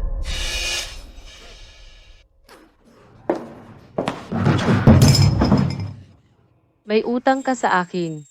May utang ka kay nanay. May utang ka kay tatay. Hindi mo iyon mababayaran sa buong buhay mo. Kahit sa 100 buhay.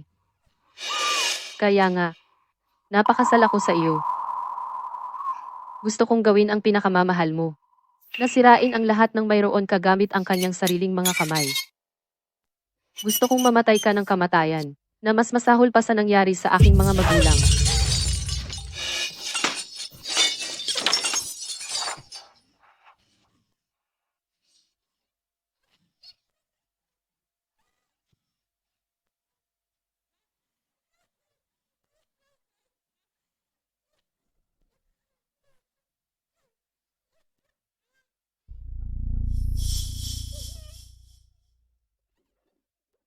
Nanay at tatay, naghiganti na ako para sa inyo. Arthur, Nakuha mo ang nararapat sa iyo.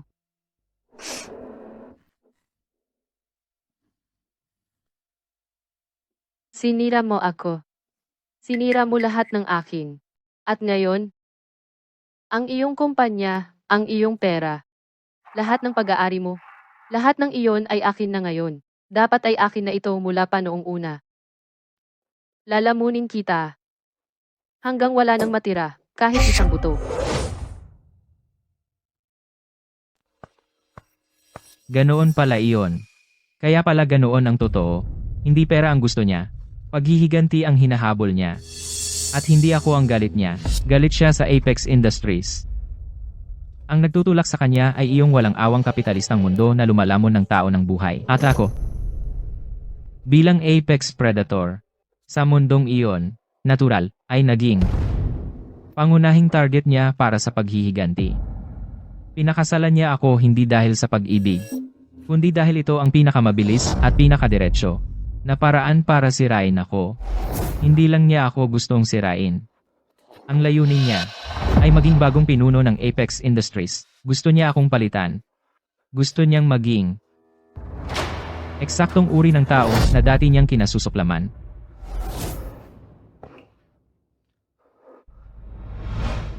Iyon ang kanyang paghihiganti. Ano ang dapat kong gawin? Akala ko, nakaharap ako sa isang pagtataksil na bunga ng kasakiman. Kung nanalo ako, maaari akong makaramdam ng katuwiran at makapaghiganti. Pero ngayon nakikita ko, hindi iyon ang lahat. Pero alam ko na ang totoo ngayon. Alam ko kung ano ang galit niya. Alam ko kung ano ang nawala sa kanya. Hindi ko na alam ang gagawin. Sinira niya ang pamilya ko. Sinira niya ang kumpanya ko. Muntik niya nang kitilin ang buhay ko. Pero noong siya ay 12. Ako. Ang unang sumira ng pamilya niya. Sino?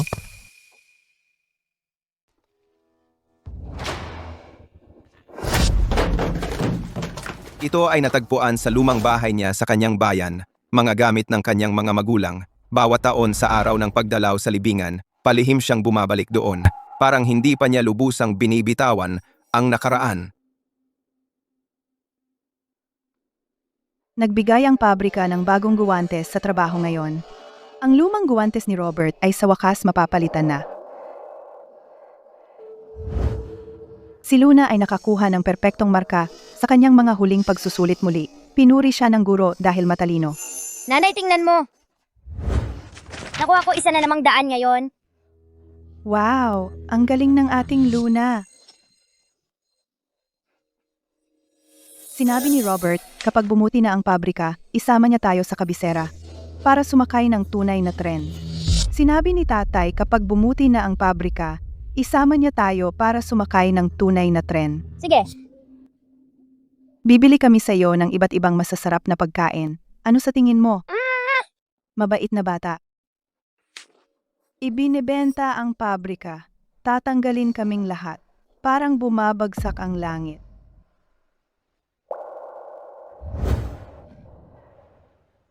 Ang banga ng bigas sa bahay ay walang laman.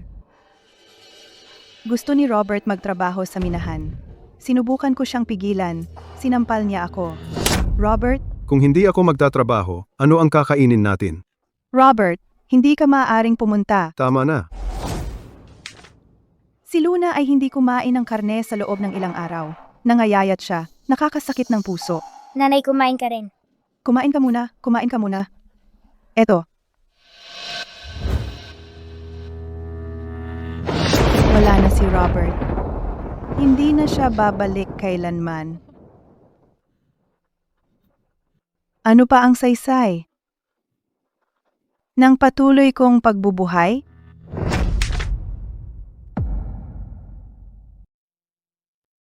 Hindi nakapagtataka. Hindi nakapagtataka na galit siya sa akin. Hindi nakapagtataka na handa siyang gawin ang kahit ano. Gusto niya akong patayin. Ano ito? Hindi ko alam. Pero naayos ko na ito. Nasa iyo na, kung gusto mong makinig. Tatay, pakinggan mo akong kumanta. Tama ba ako? Sa tabi ng lumang tulay, may mga itik na lumalangoy. Halika, bilangin mo sila. 2, 5, 6, 7, 8. Ang ganda ng pagkanta ni Luna. Pero halika, dali, bilangin lahat. 2, 4, 6, 8, hindi 2, 5, 6, 7, 8. Nalito mo na naman ang 5 at 4. Pasaway na bata. Tatay, ang sama mo, ikaw ang pasaway na tatay. Sige, si tatay ang pasaway na tatay. Si Luna ang matalino. Ano sa tingin mo? Luna, nakuha ni tatay ang sweldo. Bibilhan kita ng bagong manika. Okay? Okay! Gusto ko yung may pink na damit. Sige. Bibilhin natin yung may pink na damit. Noong nakuha ko ang Apex Industries, ito ay ganap na legal. Ito ay isa lamang sa aking imperyo ng negosyo. Maliit at hindi gaanong mahalagang hakbang. Hindi man lang ako tumuntong sa maliit na bayang iyon. Ni hindi ko binisita ang pabrikang iyon. Wala akong pakialam sa sino man sa pabrikang iyon o sa kapalaran ng bawat manggagawa dahil sa aking mundo, sila ay mga numero lang sa financial report na dapat i-optimize. Hindi ko man lang naisip na sa bawat numero ay may buhay na tao. Isang pamilya. Hindi mo personal na pinatay ang kanilang mga magulang, pero ang kanilang mga magulang ay namatay sa ilalim ng malamig at walang pusong makina. At ikaw ay isang bahagi ng makinang iyon, ang nasa pinakatuktok. Tama lang nagalit siya sa akin. Kaya, pipiliin mo bang patawarin siya o husgahan siya? Ginawa ko na ang lahat ng aking makakaya. Hinukay ko ang katotohanan at nakuha ko na ang lahat ng mga maruming lihim tungkol kay Victor Santiago at Victoria de la Cruz. Maaari ko siyang sirain anumang oras at iwan siya sa walang hanggang kapahamakan. Nabasag ng pira-piraso. Kaya, ngayon ay turn mo na upang magpasya. Mayroon ka na ang buong kwento ng iyong kalaban. Kaya, ano na ang magiging desisyon mo? Ang aking pagkakamali. Aking responsibilidad. Gagawin niya ang lahat para sa paghihiganti, kahit anong halaga. Halos mapatay niya ang 157 tao na nasa eroplanong iyon. Kaya ang paghuhukom na ito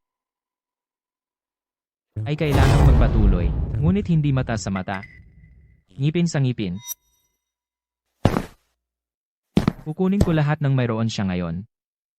Sirain ang lahat ng gusto niyang magkaroon. Papanoorin ko siya habang ang mirage na itinayo niya sa pamamagitan ng puot at mga pakana nagiging alikabok sa harap mismo ng kanyang mga mata. Hihilahin ko siya pabalik sa puntong iyon na wala siyang dala, bumalik kay Luna Torres. Ibibigay ko ang mga ito sa kanya mismo. Ipaparanas ko sa kanya. Husgahan ang kaluluwang iyon na pupuspos ng puot. Si Victoria de la Cruz mismo.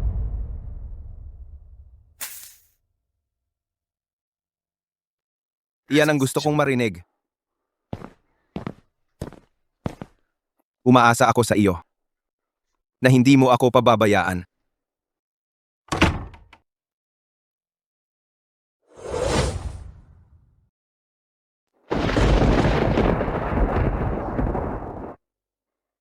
Arthur, alam mo ba? Noong ako ay 12 taong gulang, ipinadala ako sa isang ampunan. Ang mga pader ay napakalamig. Ang mga kumot ay napakanipis. Noong una akong dumating, sobrang lamig ko, hindi ako makatulog kahit isang saglit gabi-gabi. Pero nagtiis ako. Alam mo ba kung bakit? Dahil sa'yo? Dahil sa'yo, wala akong bahay na mauuwian. Noong ako ay 16, pumasok ako sa pinakamagandang mataas na paaralan sa lungsod. Upang magbayad ng matrikula at gastusin sa pamumuhay, ginamit ko ang aking libreng oras. Namamahagi ng mga flyer. Nagtuturo. At naghuhugas ng pinggan. Ginawa ko lahat ng marumi at nakakapagod na trabaho na maiisip mo. Sa edad na 18, tinanggap ako sa isang nangungunang unibersidad sa bansa. Nag-aral ng pananalapi. Sa totoo lang, sa buong kolehiyo. Maraming lalaki ang nagyayaya sa akin. Pero hindi ko sila pinansin kahit isa. Alam mo ba kung bakit? Dahil ang aking tanging target ay ikaw. Pagkatapos ng graduation, ginamit ko ang perang scholarship na naipon ko mula sa paaralan at ang kinita ko sa mga sideline para kumuha ng iba't ibang mga klase sa etika, mga klase sa pagtikim ng alak, at mga klase sa pagpapahalaga sa sining. Lahat para lang gawing isang mataas na uri, sopistikadong babae. At pagkatapos, nagsimula akong magpaligid-ligid sa iba't ibang high-end cocktail party at mga business forum. Lahat para lang makasalubong ka. Hindi ko alam kung naalala mo. Ang unang pagkikita natin, suot ko itong napakaputing damit. Tulad ng isang walang kapansin-pansin. Makalangit na liryo.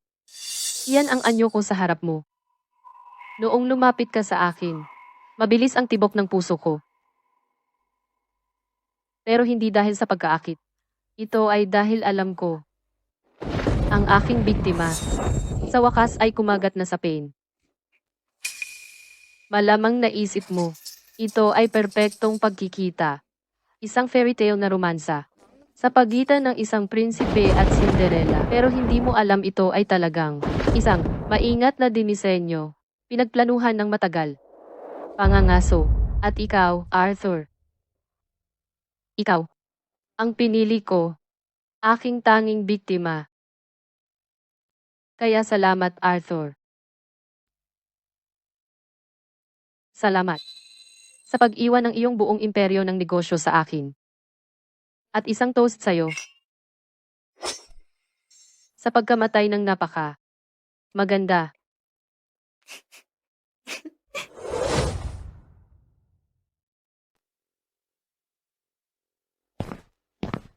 Si Victor Santiago, yang lalaki. Siya ay lubos na makasarili at walang kabusugang sakim. Bawat sentimo ng kanyang maruming pera ay dumadaloy sa isang offshore trust fund. At ang tagapamahala ng pondo na iyon ay ang sarili niyang pinsan, si Zach Diaz, at sa kabuuan ng kanyang madilim na kadena ng kita, siya ang pinakanakakamatay at pinakamahinang link. Dapat ba akong magpadala ng isang tao para dalhin si Zach para sa kaunting interogasyon? Hindi. Sa mga parasitong pinansyal tulad niya, ang karahasan ay ang pinakamagaspang na paraan. Kailangan nating siyang pumutok ang bawat nananapigsa. Sa liwanag ng araw. Simon Cruz, ang nangungunang financial reporter ng bansa. Sa aking libing, tinawag niya sina Victoria at Victor sa publiko, kami ang nagligtas sa kanya. Utang niya sa amin ang kanyang buhay, wala nang iba. Ibigay ito sa kanya gamit ang pinakaligtas na paraan, sabihin sa kanya. Ito ang kay Arthur Reyes na huling regalo. Alam niya ang gagawin.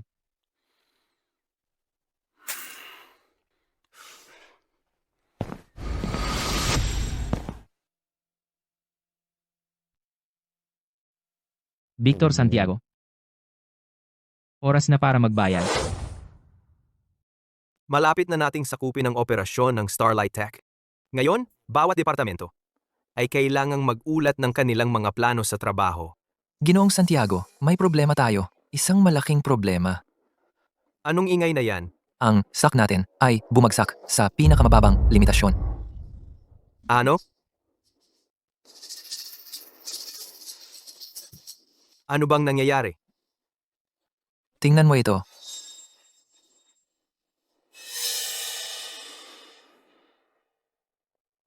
Sinong sumulat nito?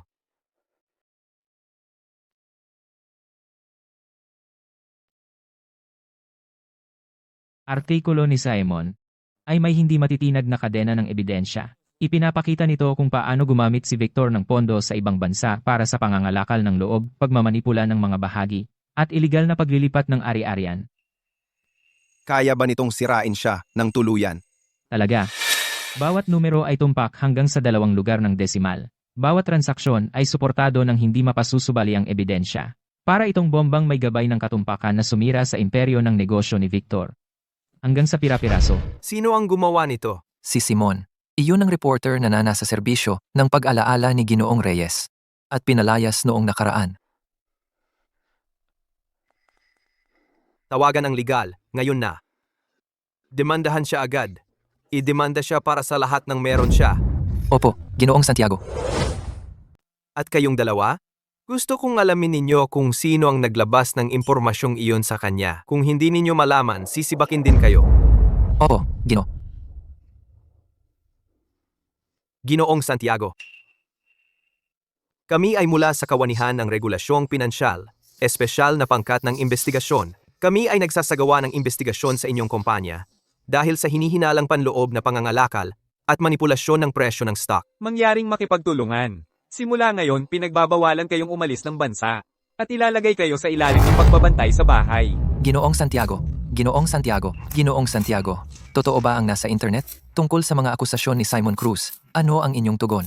Ginoong Santiago, ano ba talaga ang relasyon ninyo kay Victoria de la Cruz? Ang pera sa pondong offshore, may kinalaman ba ito sa kanya? Mangyaring sumagot. Bigyan kami ng sagot. Ito ay isang bitag. Isang pakana. Idedemanda ko siya. Idedemanda ko ang lahat.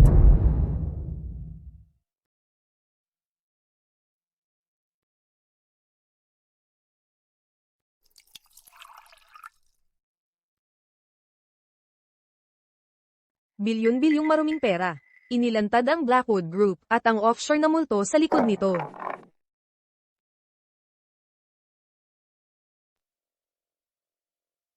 Kumusta? Victor. Ikaw na walang kakayahan, walang kwentang talunan. Ano bang ginawa mo? Ewan ko, may sumusubok na sirain ako. Victoria, ikaw ba? Ipinagkanulo mo ba ako? Balieve ba ako? Sasabihin ko sa iyo ang isang bagay, Victor. Pareho tayong nasa iisang bangka ngayon. Kung lumubog ang bangkang ito, walang sino man sa atin ang makakaligtas. Wala akong pakialam kung ano ang gagawin mo. Pero kailangan mong agad na itago ang bagay na ito matabunan. Huwag mong hayaang masunog ako ng apoy na ito. Kung hindi, Victor, sumusumpa ako. Ipapapatay kita ng mas masakit na kamatayan kaysa kay Arthur. Narinig mo ba ako? Naiintindihan mo ba?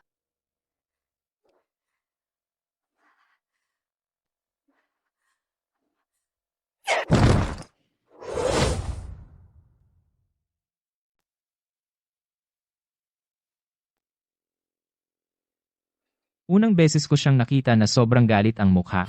Well, ulupong na ulupong siya. Siyempre, may init ng ulo siya. Victoria, Victor, ang unang bitak sa pagitan ninyong dalawa ay lumitaw na. Mula ngayon, lalong lalawak ang bitak na iyan hanggang lamunin kayong dalawa. Sino iyan? Sino ba yan? Sino ang naghalungkat ng mga sikreto ko ng ganito kahusay? Baka, pamilya ng pinaalis na nakatira, na pinatay ko 3 taon na ang nakaraan? Hindi maaari. Wala silang ganoong kapangyarihan. Si Bill ba? Dahil ginawan ko siya ng minanipulang libro? Babalik pa siya para maghiganti? Hindi iyon. Tiniyak ko na siya'y hindi na makabangon pa.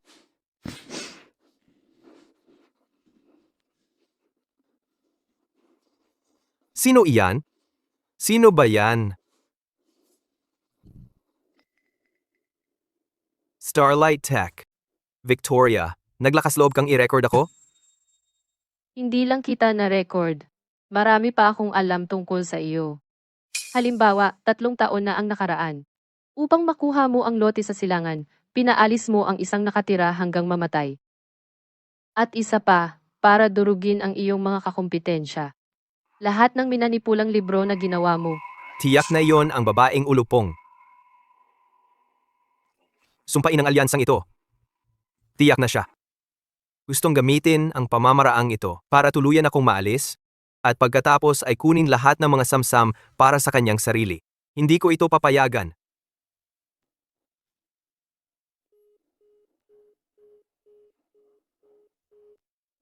Babaeng ulupong.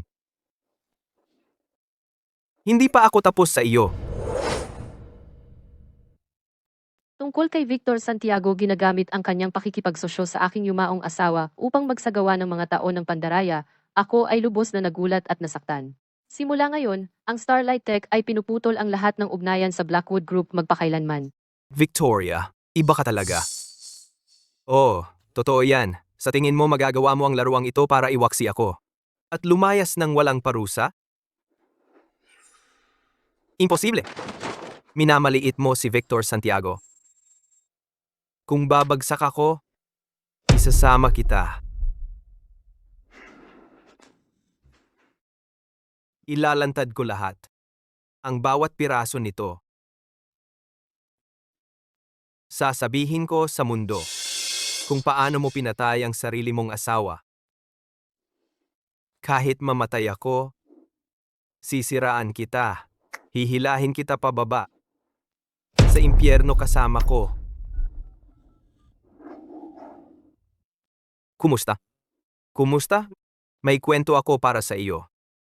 Ang pagbagsak ng eroplano ni Arthur Reyes ay hindi aksidente. Ito ay pagpatay. Mayroon akong patunay. Nakipag-ugnayan si Victor Santiago sa isang media sa ibang bansa.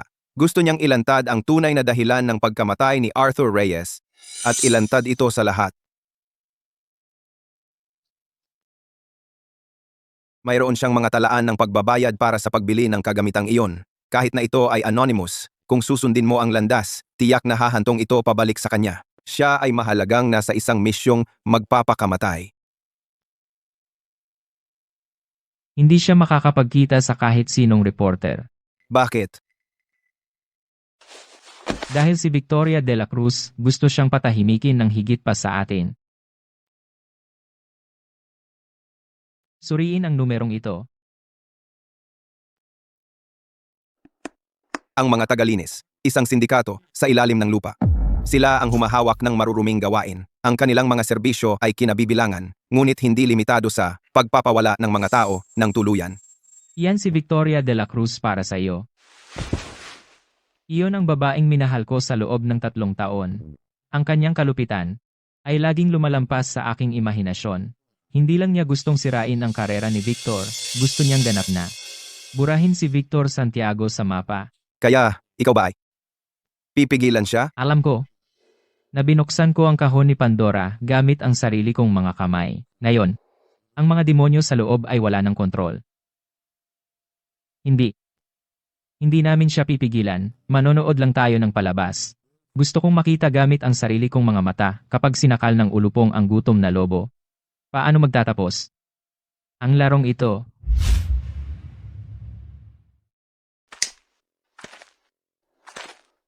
Andito siya.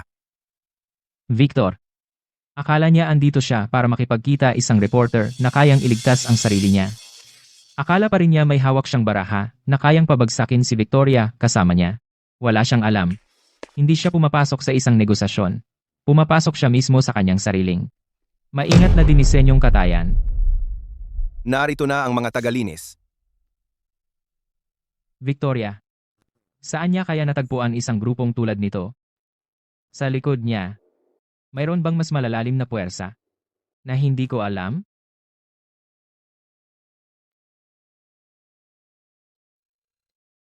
Si Victoria iyon. Lahat iyon ay gawa ng ulupong na iyon. Ang pagkamatay ni Arthur, hindi ito aksidente. Nakipagsabuatan siya sa isa sa mga tauhan ko. Upang planuhin ito, may ebidensya ako ng kanilang pakikitungo. Narito ang recording ng kanilang tawag. Ang palabas. Malapit nang umabot sa rurok nito. Ang wakas ng gutom na lobo. Nandito na.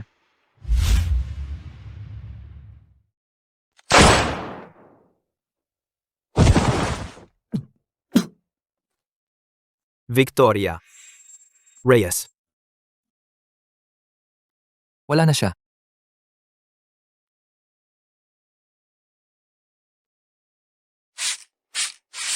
Ang signature move ng mga tagalinis. Ito ay isang malakas na kemikal na ahente. Pinapawi ang lahat ng bakas ng buhay. Kasama ang DNA at mga fingerprint, sa loob ng wala pang kalahating oras, magiging malinis na malinis ang lugar na ito. Akala ko.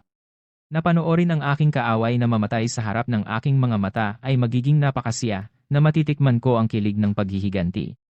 Pero ngayon, lahat ng nararamdaman ko sa loob ay ang malawak na kawalan. Ang malamig na pag-iisa. Tara na. Ang palabas ay tapos na. Victoria. Hindi na siya ang malumanay at banal na asawa na dati kong nakilala. Hindi na siya iyong puno ng puot. Kaawa-awang Luna na kilala ko. Siya ay naging isang halimaw na hindi titigil sa kahit ano. At basta-basta kumukuha ng buhay. At ang halimaw na iyon ay nakaupo sa iyong tahanan, natutulog sa iyong kama, kumokontrol sa inabot ng kalahati ng iyong buhay upang itayo ang iyong imperyo ng negosyo. Hindi na ako makapaghintay. Hindi ko siya pwedeng hayaang magpatuloy sa landas na ito. Ang larong ito, ako ang nagsimula. At ako dapat ang makatapos nito. Kaninang umaga, Si Victor Santiago, presidente ng Blackwood Group, ay natagpuan patay sa isang hindi tapos na gusali sa silangang suburbs. Ayon sa investigasyon ng pulisya, walang foul play. Ito ay nadesisyonan na aksidenteng pagkahulog.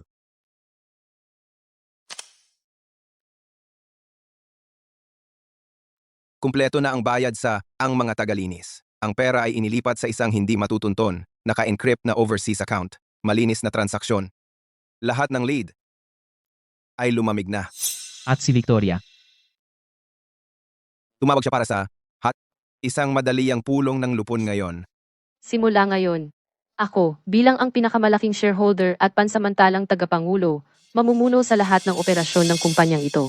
Sana lahat ay patuloy na sumusuporta sa akin, gaya ng dati. At suportahan ang kumpanya. Sama-sama nating ipagpapatuloy ang hindi natapos na gawain ni Arthur Reyes at dadalhin pa ito, gawin itong mas malaki at mas matatag. Ginang, ibig sabihin, Ginang Reyes. Siyempre, sinusuportahan ka naming lahat. Pero natatakot ako hindi ka masyadong pamilyar sa kung paano tumatakbo ang mga bagay dito. Ito lang, isang malaking conglomerate, ibinigay sa iyo ng ganun lang. Ginoong Davis. Kaya ang sinasabi mo ay, isang babaeng tulad ko, ay walang kakayahan na pamahalaan ng maayos ang kumpanyang ito. Iyon ba? Hindi iyon ang ibig kong sabihin.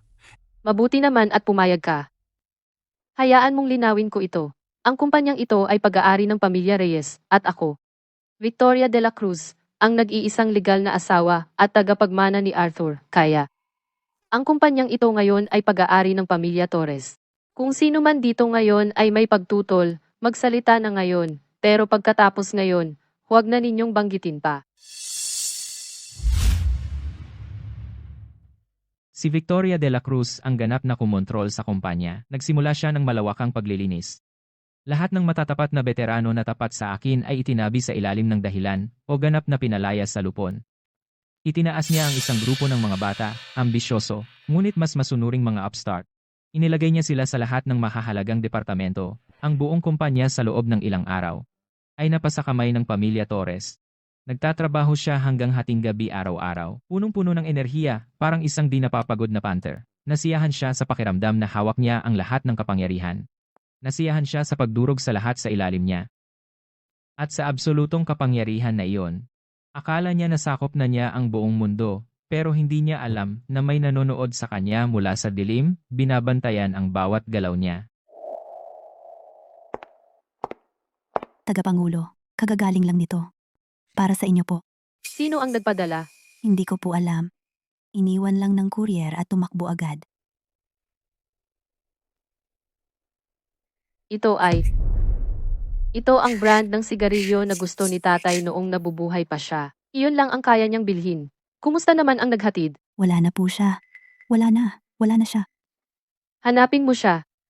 Suriin agad ang surveillance footage. Hanapin mo ang taong iyon para sa akin. Opo ma'am, susuriin ko po agad. Nag-uulat, tagapangulo, wala sa surveillance footage ng kumpanya ang nagpakita ng kahina-hinalang delivery person. Patuloy na maghanap. Opo, Sino kaya? Sino kaya? Bantayan mong mabuti ang darating na proyekto. Huwag mong pabayaan iyan. Nakuha mo ba?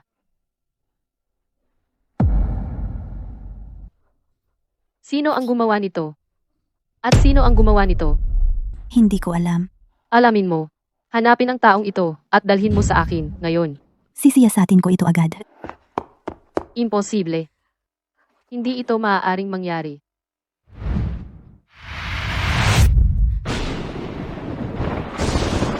Vicky, hindi ba sinabi mong mahal mo ako? Bakit mo ako pinatay?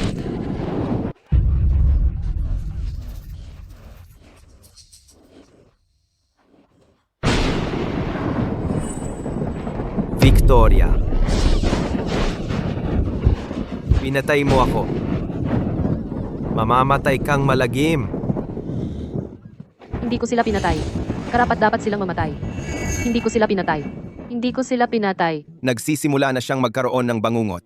Arthur, Victor, at mula sa pagbagsak ng eroplanong iyon, 157 buhay. Lahat sila ay dumarating para sa kanya, isa-isa. Sa ilang araw, mababaliw siya sa sarili niya. Ang tronong ito na itinayo sa mga buto ay babagsak sa ilalim niya. Ang laro ay malapit ng matapos.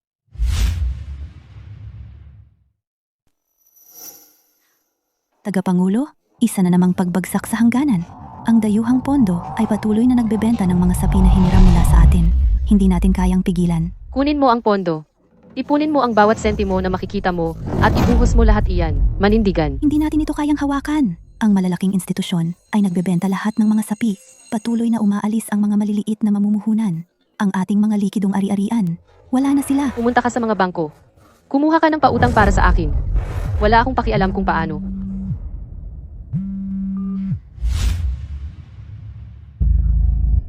Ano? Binawi ng bangko ang ating pautang. Tagapangulo, habang bumabagsak ng tuluyan ang presyo ng sapi, ano ang dapat nating gawin? Sinasabi ito ng lahat. Malapit ng mabangkarote ang kumpanya. Kinakansela ng mga kliyente. Ang mga order. Ikaw ang nangako, lahat tayo ay anggat kasama ka. At ngayon, Ano ang dahilan ng pagkataranta? Hindi pa tapos ang kumpanya. At hindi pa ako patay.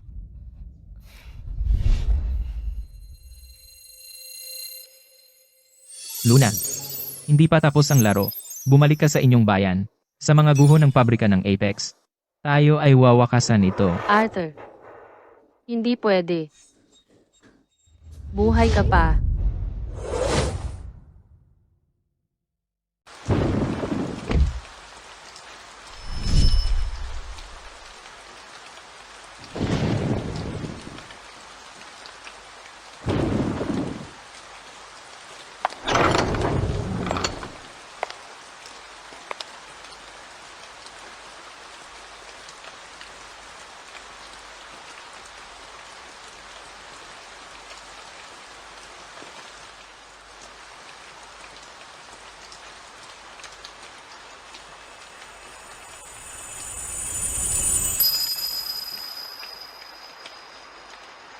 Arthur.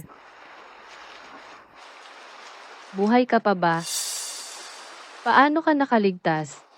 Hindi iyon mahalaga. Ang mahalaga ay, bakit mo ito ginawa? Bakit? Naglakas loob ka pang magtanong sa akin kung bakit. Dapat mong itanong ang lupa sa ilalim ng iyong mga paa. Itanong sa mga manggagawa na itinapon ninyong mga kapitalista na parang basura. Dapat mong itanong. Ang aking ama na namatay sa lagusan ng minahan na iyon at ang aking ina na nagbigti. Pakinggan mo ako, Arthur. Lahat ng ginawa ko ay para sa paghihiganti. Wala akong ginawang mali.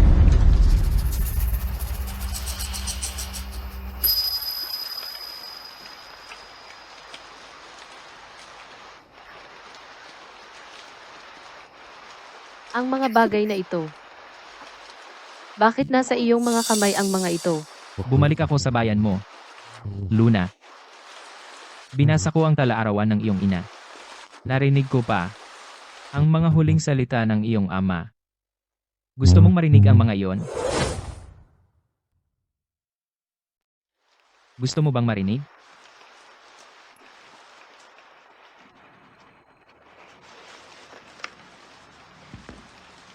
Kapag nabayaran na si tatay, bibilhan kita ng bagong manika. Okay?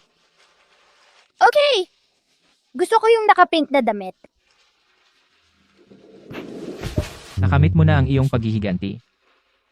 Sinira mo si Victor. Sinira mo ang Apex Industries ko. Ang mismong pinagmulan ng iyong galit. Wala na lahat ngayon. Nanalo ka. Pero tingnan mo kung ano ka na. Marami kang napatay na tao. Naging ikaw na mismo ang pinakakinasusuklaman mo. Eksaktong pareho. Isang halimaw. Karapat-dapat ka ba sa kanila? Ngumingiti ng napakasaya sa litratong iyon? Karapat-dapat ka ba sa iyong tatay na gusto ka lang maging masaya sa natitirang bahagi ng iyong buhay? Tatay.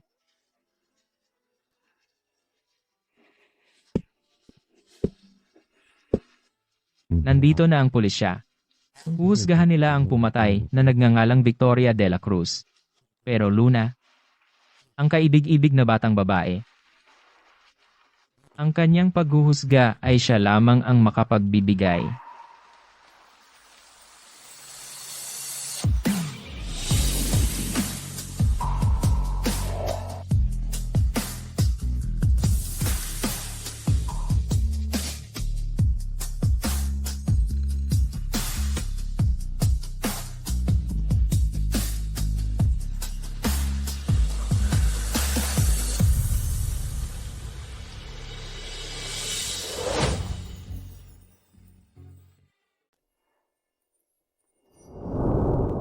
Ang mga pasahero sa eroplano na iyon nakauwi ng ligtas.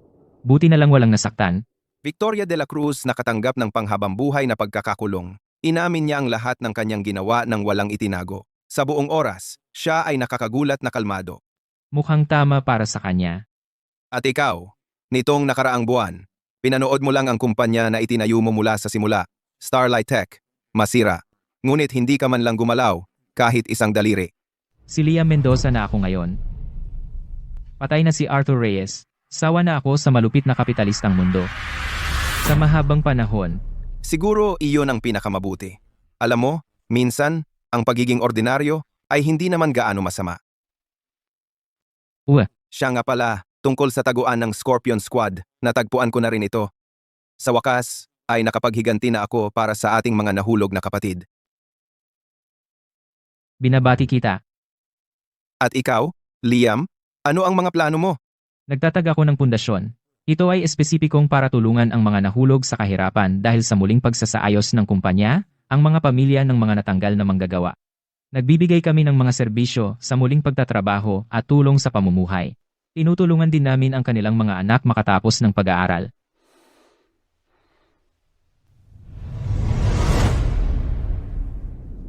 Ingat.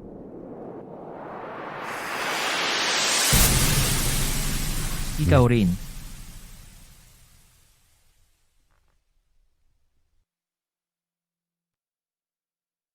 Hanggang sa muli tayong magkita. Nang maitatag at gumagana na ang pundasyon, ang unang proyektong pampaginhawa ay ang bayan ni Luna. Ang maliit na bayan sa Hilaga. Natuntun ko ang bawat isa dating empleyado ng Apex na nasibak noon. Binayaran ko sila ng lahat ng sahod na dapat sa kanila, mahigit 1 dekada, at kabayaran. Sa pangalan ng pundasyon, itinayo namin ang pinakamahusay na paaralang elementarya ng bayan at ospital. Hindi ako nagpakitang gilas bilang tagapagligtas sa harap nila. Palagi akong naging lamang ang taong nasa likod ng kurtina, Liam. Hindi ko ginawa ang lahat ng ito para sa pagtubos dahil alam ko, ang ilang sugat kapag nagawa na, ay hindi na talaga gumagaling. Gusto ko lang na mag-iwan sa malamig at malupit na corporate world. Kaunting inip at kagandahang asal na maaaring umiiral pa.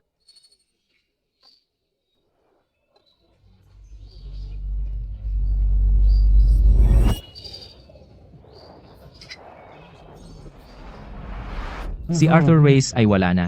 Tungkol naman kay Liam, nagsisimula pa lamang siya.